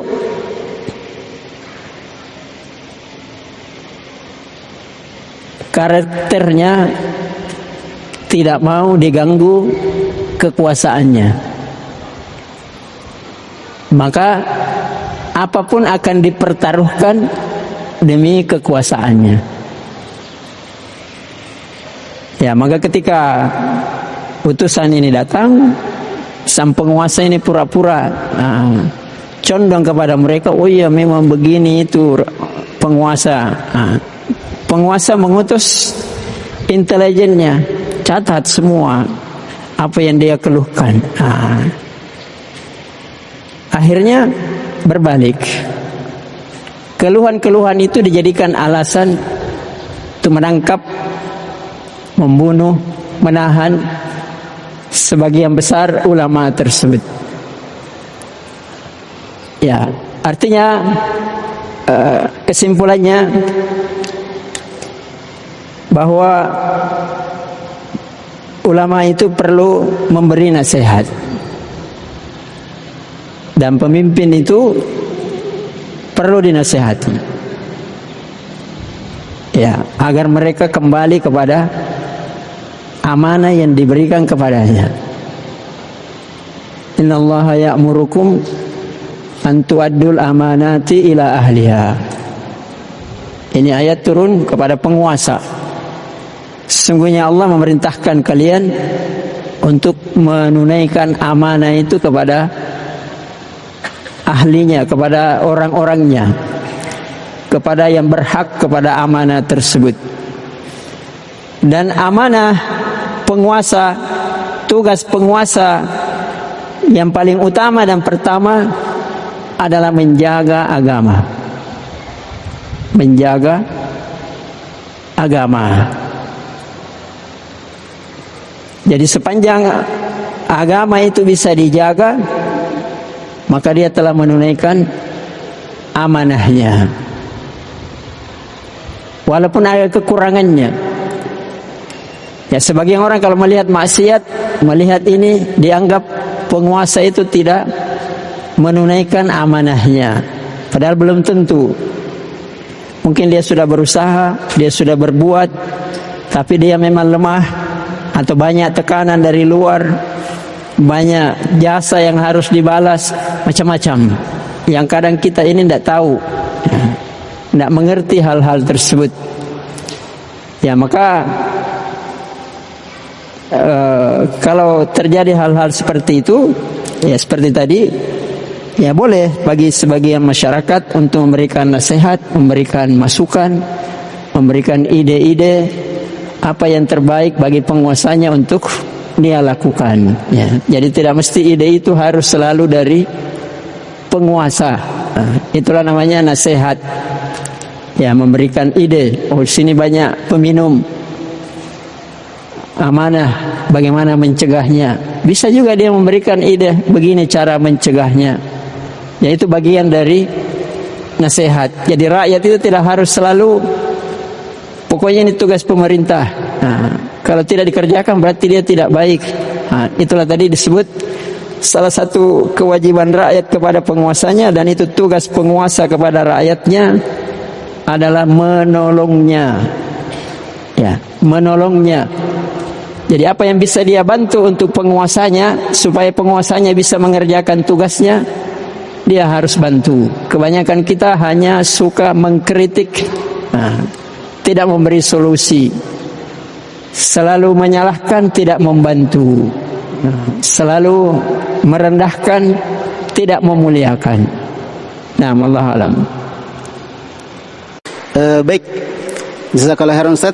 Kemudian selanjutnya pada Ustaz Dzulkarnain berkaitan dengan masalah maraknya ustadz-ustadz yang viral, kemudian banyaknya terkhusus anak-anak remaja yang lebih cenderung kepada sesuatu yang viral tanpa melihat apakah ini sudah sejalan dengan bimbingan para ulama, bimbingan Rasulullah SAW atau tidak. Akhirnya yang viral ini kemudian menjadi rujukan.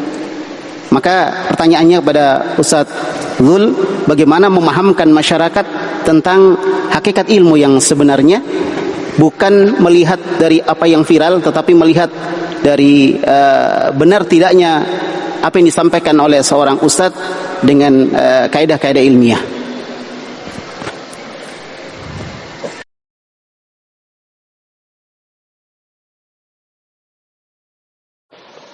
Ya, baik. Jadi banyak hal yang perlu dijelaskan di situ sebenarnya. Cuman perlu diketahui bahwa kita semuanya harus selalu memahami bahwa ilmu agama itu adalah solusi untuk segala sesuatu. Jadi itu wahyu turun kepada Nabi SAW. Itu perintahnya membaca Iqra bismi rabbikal ladzi khalaq. Dan itu awal rahmat yang Allah turunkan bersama dengan diutusnya Rasulullah SAW. Awal kebaikan, ilmu. Dan dengan itu akan menjadi baik untuk seluruh manusia.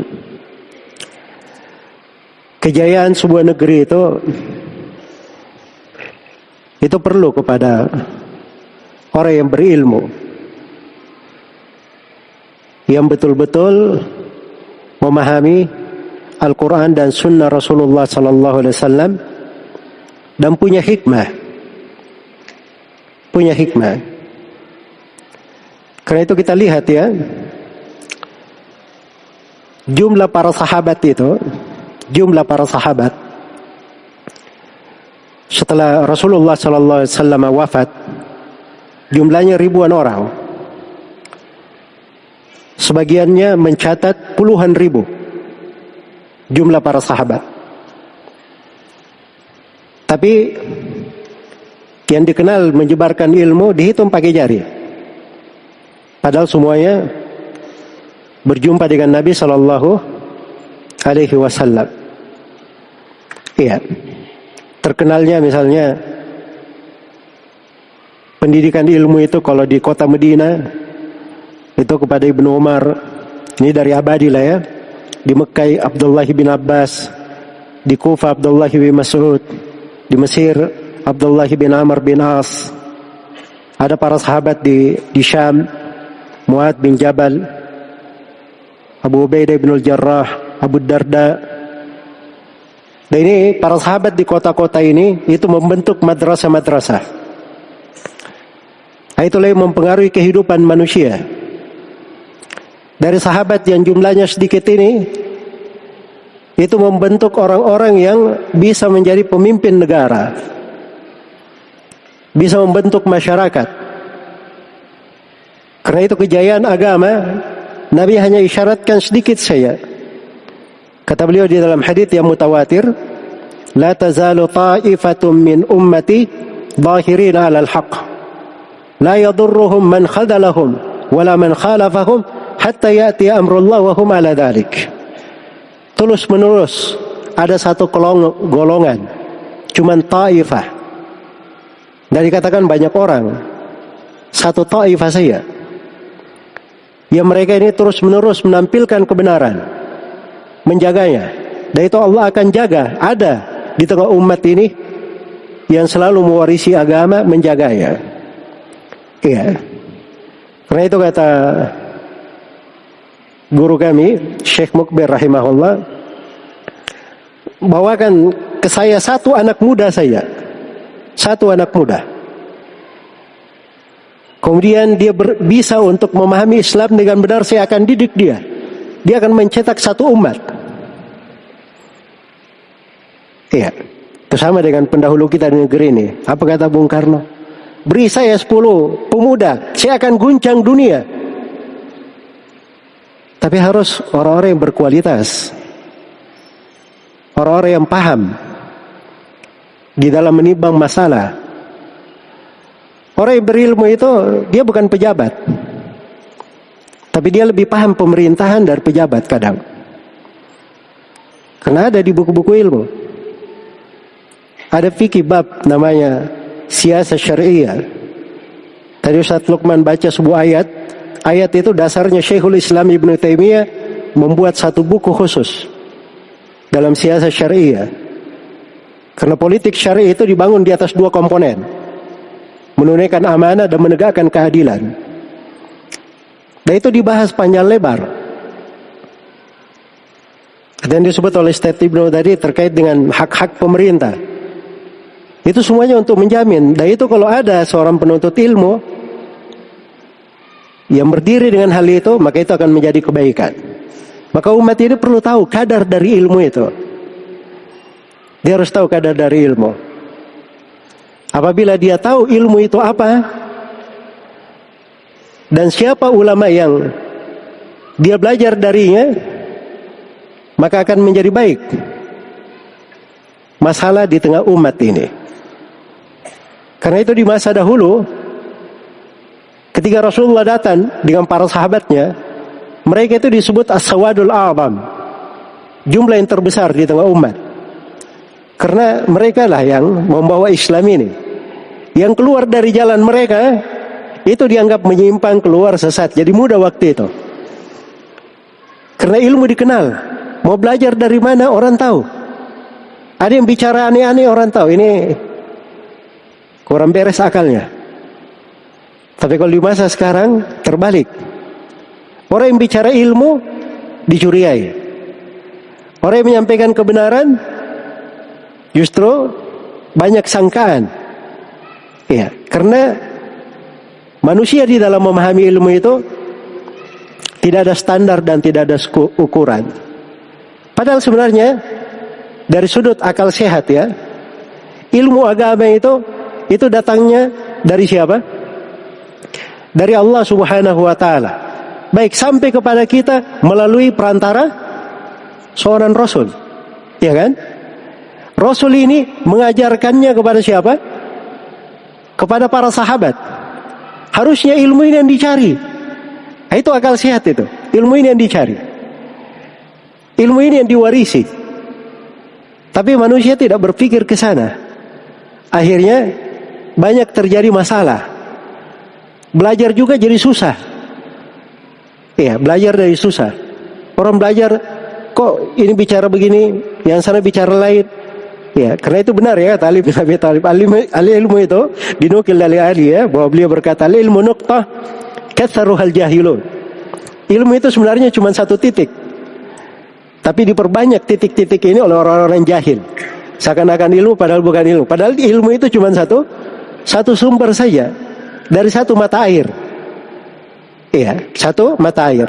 Karena itu para ulama dari masa dahulu itu selalu menekankan untuk mengambil ilmu dari sumber yang benarnya. Dan ini inti ya, agar supaya seseorang kembali kepada sumber ilmu, dan itu adalah sebab yang insyaallah taala bisa mengurai banyak masalah di tengah umat Islam ini dan mengembalikan mereka kepada pokok kejayaannya. Barakallahu fiik. Afik barakallah. Alhamdulillah. Ustaz Ibnu Yunus, yang dijelaskan Ustaz Zulkarnain tadi berkaitan dengan bagaimana ilmu harusnya jadi standar ilmiah terhadap penilaian benar atau salah. Kemudian terjadi sekarang ini konflik sosial masyarakat. Itu disebabkan oleh fanatisme golongan, berkaitan dengan saling mempertahankan madhab sehingga terjadi bentrok satu dengan yang lain.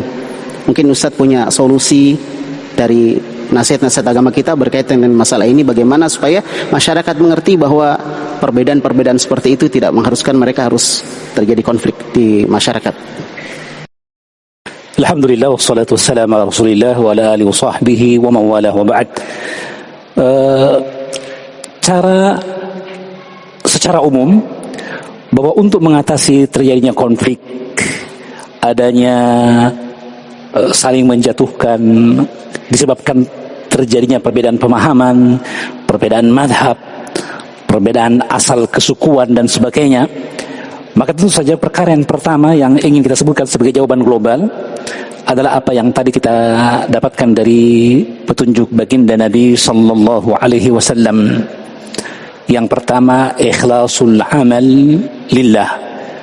Seseorang jika dia mengikhlaskan amalnya karena Allah, tidaklah dia inginkan kecuali ridha Allah Subhanahu wa taala, maka ketika dia mengambil suatu pendapat dari para ulama ya, maka dia senantiasa tajardud bil haq. Dia inginkan tidaklah kecuali kebaikan dan untuk mencari kebenaran.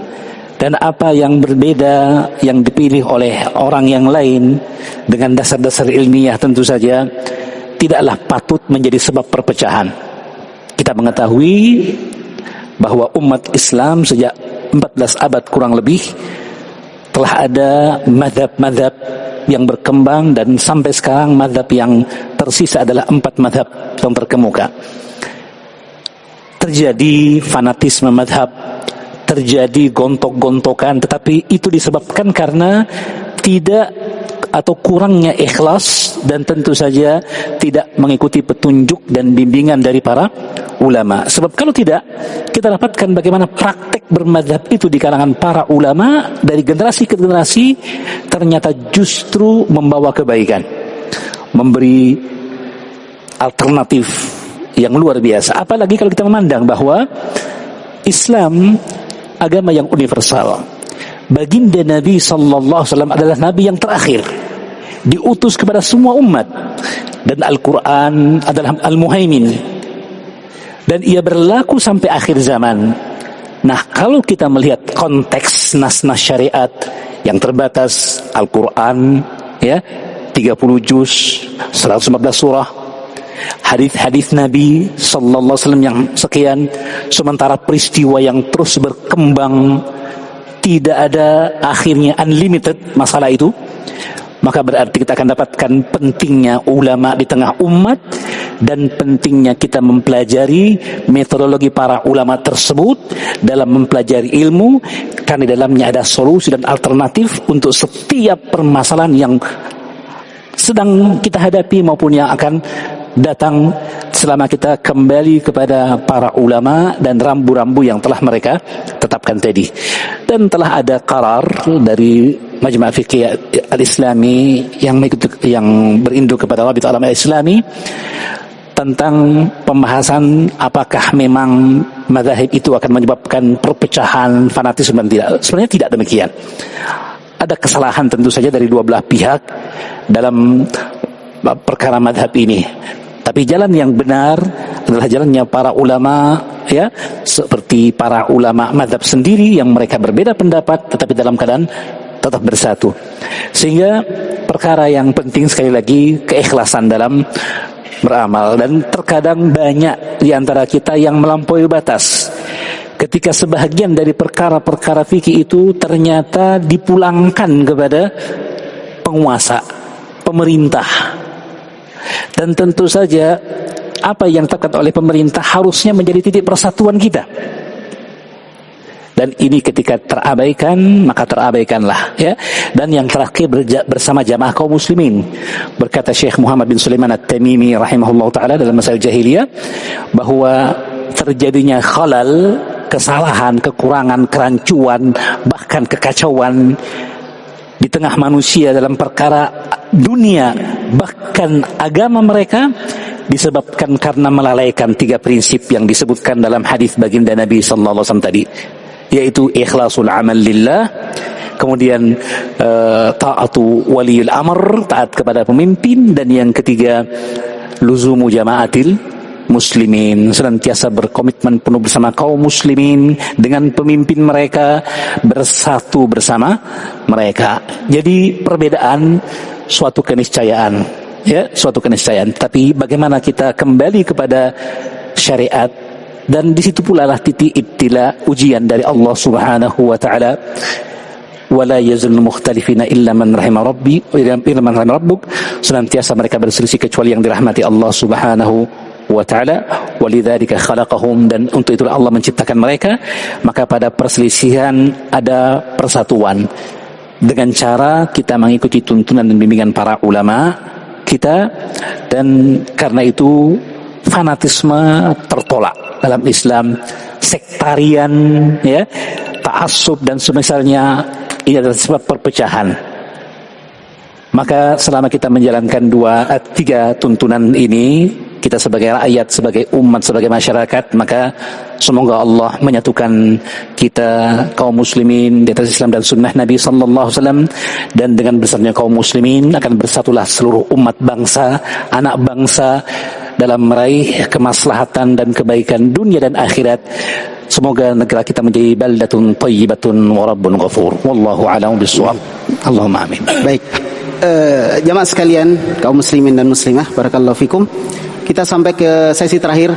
Sebenarnya masih menarik, kita ingin berbahas dan membicarakan banyak hal dengan ustadz-ustadz kita, dengan para narasumber panelis yang luar biasa untuk kita semuanya. Semuanya adalah nasihat-nasihat. Tapi karena waktu membatasi kita, dan insya Allah kita sampai di sesi yang terakhir adalah closing statement atau pernyataan terakhir dari ustadz-ustadz kita, para panelis, ya, pemateri. Dan kita kasih waktu cuma 2 menit, masing-masing 2 menit untuk memberikan closing statement ataupun penutup dari mereka. Semoga ini bisa menjadi nasihat untuk kita semua, pegangan dalam rangka untuk memperbaiki negeri kita, bangsa kita, dan masyarakat kita. Kita mulai dari Ustadz Luqman hafizahullah. Fadhal Ustaz.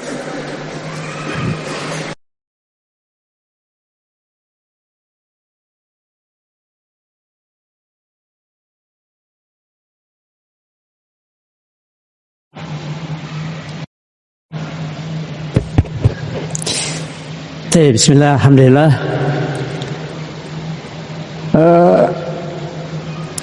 Ada sebuah riwayat yang dinisbatkan kepada Ali bin Abi Thalib radhiyallahu taala anhu bahwa manusia itu akan tetap baik selama dia memuliakan penguasa. Barron kana au fajra. Apakah dia baik atau tidak baik? Orang-orang kemudian bertanya, iya jelas, baik itu kalau orang baik. Biasanya akal kita kan begitu. Baik-baik. Tapi bagaimana dengan penguasa yang tidak baik? Maka beliau menjawab, ya walaupun dengan penguasa yang tidak baik. Karena dari penguasa yang tidak baik itu tetap berjalan sebagian kebaikan. Kamu bisa salat, kamu bisa membayar zakat, kamu bisa pergi haji, kamu bisa belajar, kamu bisa berbuat berbagai macam kebaikan. Walaupun dia fajir, tidak baik, tetap banyak dan tetap ada kebaikan. Ya, karena itu prinsip agama kita taat kepada penguasa, memuliakan penguasa, apakah dia baik atau tidak baik. Tidak ada pilih-pilih. Ya, walaupun kita tidak ikut kepada dosa yang dia lakukan. Ya, kita tidak boleh taat kepada dosa yang dia lakukan saja. Tetapi yang lainnya, selama ada kebaikannya tetap ya wajib taat kepadanya sebagai kewajiban kepada Allah Subhanahu wa taala. Bukan kewajiban kepada manusia, tapi kewajiban kepada Allah Subhanahu wa taala. Dan ingat, penguasa itu tidak lama silih berganti. Allah memberi kekuasaan, Allah yu'ti al-mulka man yasha wa tanzi'ul mulka mimman yasha. Allah bisa memberi kekuasaan kepada siapa yang dia kehendaki, Allah mencabut kekuasaan kepada siapa yang dia kehendaki. Kita manusia tidak punya pilihan dalam hal itu. Walaupun ada pemilu, tapi tetap yang menentukan adalah Allah Subhanahu wa taala. Nah, saya kira itu saja. Masya Allah, barakallahu fikum. Sebuah closing statement yang luar biasa dari Ustadz kita. Dan selanjutnya kita ke Ustadz Ibnu dulu, Ustadz Ibnu Yunus, untuk menyampaikan closing statement, nasihat beliau sebagai penutup untuk bekal kita di siang hari ini. Tafadhal Ustaz. Alhamdulillah, wassalatu wassalamu ala Rasulillah wa ala alihi washabbihi wa man wala wa ba'd. Dan yang terbaik dengannya kita menutup majelis kita ini sebagai closing statement kami adalah petuah dan petunjuk dari Mishkatun Nubuwah baginda Nabi sallallahu alaihi wasallam. Apa yang diriwayatkan dari hadis Abdullah bin Umar radhiyallahu taala anhu, beliau berkata, khatabana Umaru radhiyallahu taala anhu bil Jabiyah faqal. Adalah ayahnya yaitu Umar bin Khattab berkhutbah di Jabiyah. Jabiyah ini suatu daerah di Suriah dan ketika itu merupakan pusat dari raja-raja Ghassan yang kemudian ditaklukkan dan dikuasai oleh kaum muslimin. Maka Umar bin Khattab dari Madinah kemudian datang ke Suriah dan bertempat di Jabiyah itu. Beliau mengumpulkan para sahabat, para fuqaha dan para komandan, lalu menyampaikan khutbah yang agung ini, khutbah yang beliau dengarkan dari baginda Nabi sallallahu alaihi wasallam. Beliau berkata, ya ayuhan nas, inni qumtu fikum kama qami Rasulillah sallallahu alaihi wasallam fina. Wahai sekalian manusia, aku berdiri di hadapan kalian sebagaimana berdirinya baginda Nabi sallallahu alaihi wasallam di hadapan kami untuk memberikan nasihat. Kata beliau, usikum bi ashabi, thumma alladhina yalunahum, thumma alladhina yalunahum, thumma yafshul kadhib hatta yahlifu ar-rajulu wa la yustahlaf wa yashhadu asy-syahidu wa la yustashhadu. Kata beliau, berpegang teguhlah dengan jalan para sahabatku, kemudian orang sesudah mereka dan orang sesudah mereka. mengikuti generasi awal umat ini. Kemudian beliau memperingatkan, baginda mengingatkan, kemudian akan tersebar kedustaan, sehingga seseorang bersumpah padahal tidak disuruh bersumpah. Seorang menyatakan persaksian padahal tidak disuruh untuk bersaksi. Artinya bersumpah palsu dan bersaksi palsu, membuat kedustaan, ya. Kurang lebih seperti hoax yang terjadi menyebar di negeri kita sekarang ini. Tujuannya menjatuhkan pemerintah, menjatuhkan masyarakat, membuat pesimis terhadap masa depan bangsa kita dan lain sebagainya. Kemudian baginda mengingatkan, ala la yakhluwanna rajulun bi imratin illa kana thalithuma syaitan. Jangan sekali-kali berkhalwat seorang laki-laki dengan seorang wanita, melainkan yang ketiga dari mereka adalah syaitan. Menjaga kesucian akhlak, adab, dan bahaya, menjauh dari bahaya dekadensi moral. Lalu kemudian kata baginda Nabi, dan ini intinya, wa alaikum bil jamaah. Senantiasalah kalian berpegang teguh, berkomitmen kepada jamaah. Wa iyyakum wal furqah, dan hati-hati dari perpecahan. Jamaah adalah jamaah mayoritas kaum muslimin bersama imam mereka. Dan pemimpin kita, seperti kata para ulama, sebutkan oleh oleh Syekh Abdul Salam bin Barjas dalam Mu'amatul Hukam fi Dhul Kitab was Sunnah, bahwa para pemimpin negeri-negeri Islam sekarang ini kedudukannya adalah kedudukan imam yang dibaiat, yang disebutkan dalam hadis-hadis Nabi tentang kewajiban taat kepada pemimpin muslim. Ya, kata baginda Nabi, ya, alaikum bil jamaah wa iyyakum wal furqah. Berpegang teguhlah kepada jamaah dan hati-hati dari perpecahan. Fa inna syaitana ma'al wahid wa ma'al itsnaini ab'ad. Karena syaitan akan bersama yang sendiri, dan dengan yang dua syaitan akan semakin jauh. Wa man arada bahbubatal jannah falyalzamil jamaah.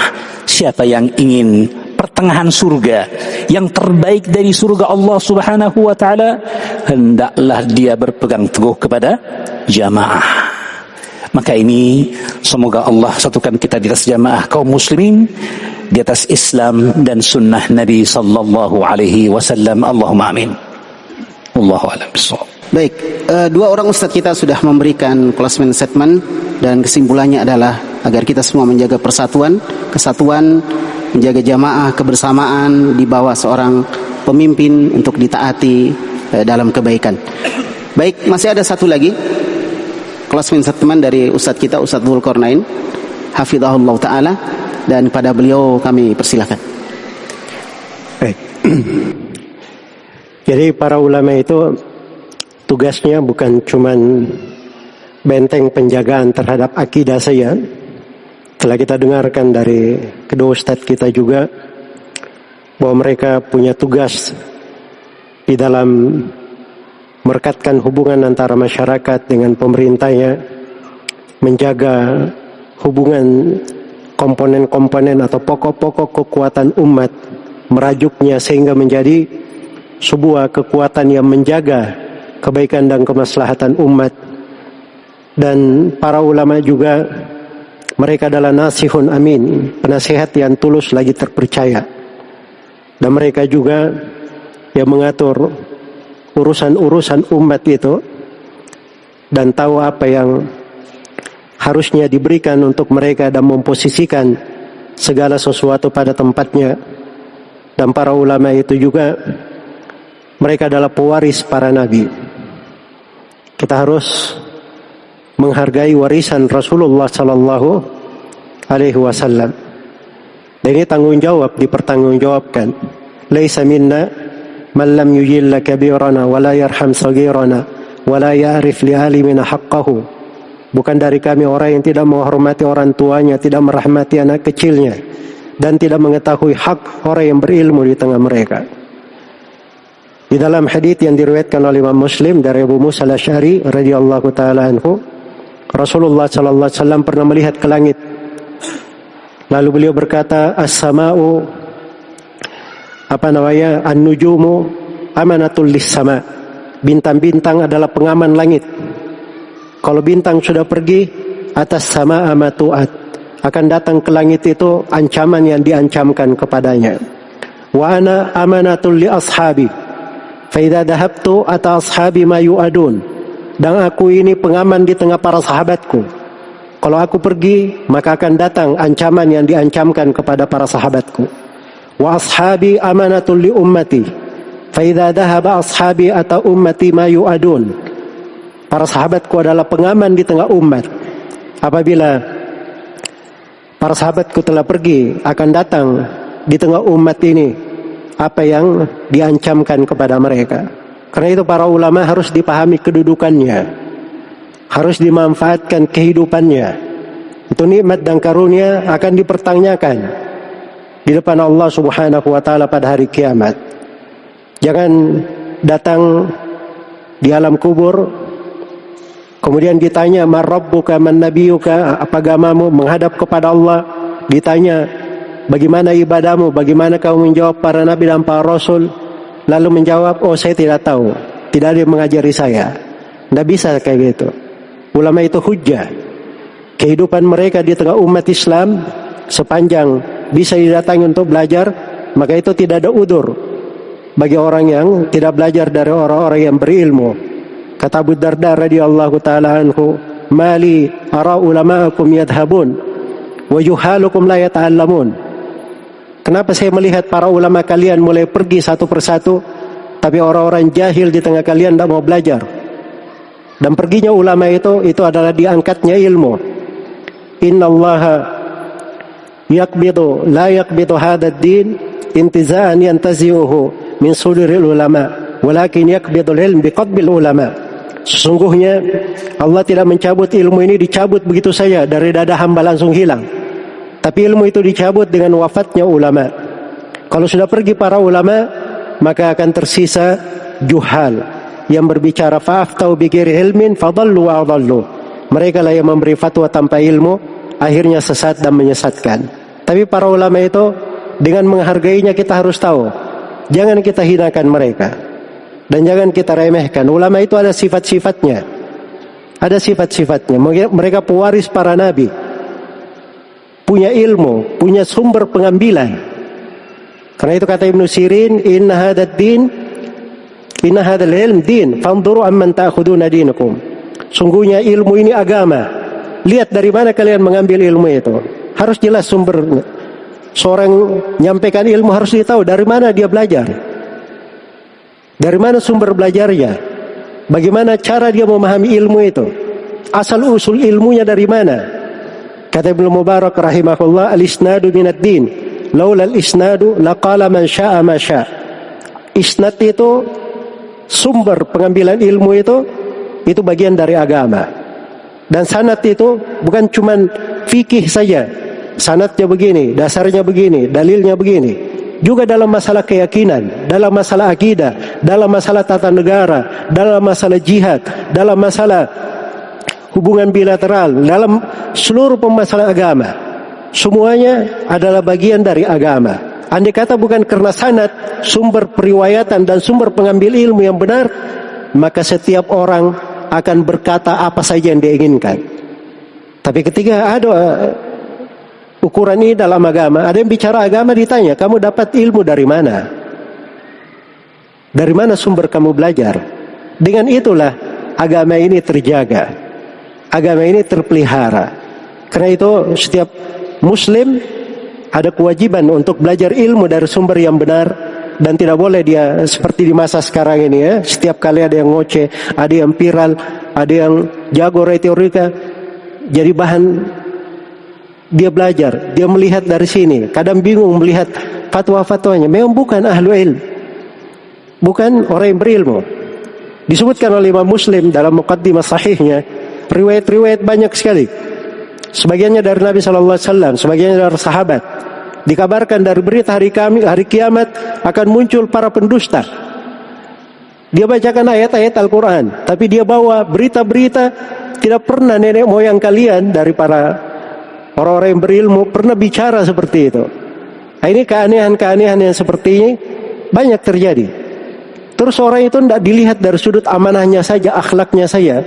Kata Abu Zinad rahimahullahu ta'ala, ini guru Imam Malik ya, Abdullah bin Dakwan, dari ulama tabi'in.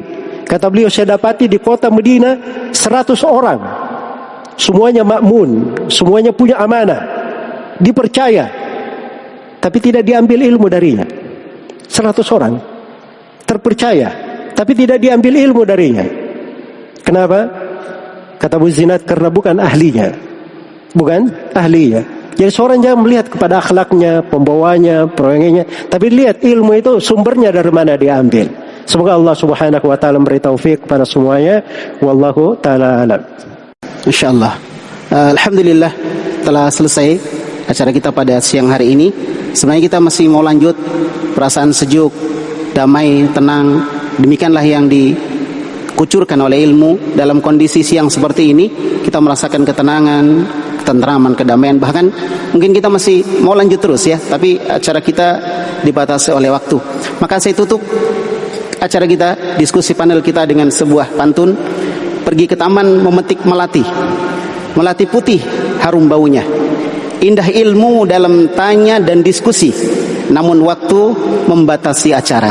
Masya Allah. Demikian yang bisa saya sampaikan. Barakallahu fikum. Selalulah bersama dengan para ustadz kita, para guru-guru kita, para ulama, untuk membersamai mereka, karena ilmu sangat indah, sangat sejuk dan mendamaikan. Maka ilmu adalah bekal dalam kehidupan kita di dunia, kehidupan kita di alam barzah, dan kehidupan kita nanti insyaallah di akhirat. Barakallahu fikum. Sampai bertemu di lain kesempatan, di diskusi dan di acara yang berikutnya insyaallah. Barakallahu fikum. Subhanakallahumma bihamdik, asyhadu an la ilaha illa anta, astaghfiruka wa atubu ilaik. Assalamualaikum warahmatullahi wabarakatuh.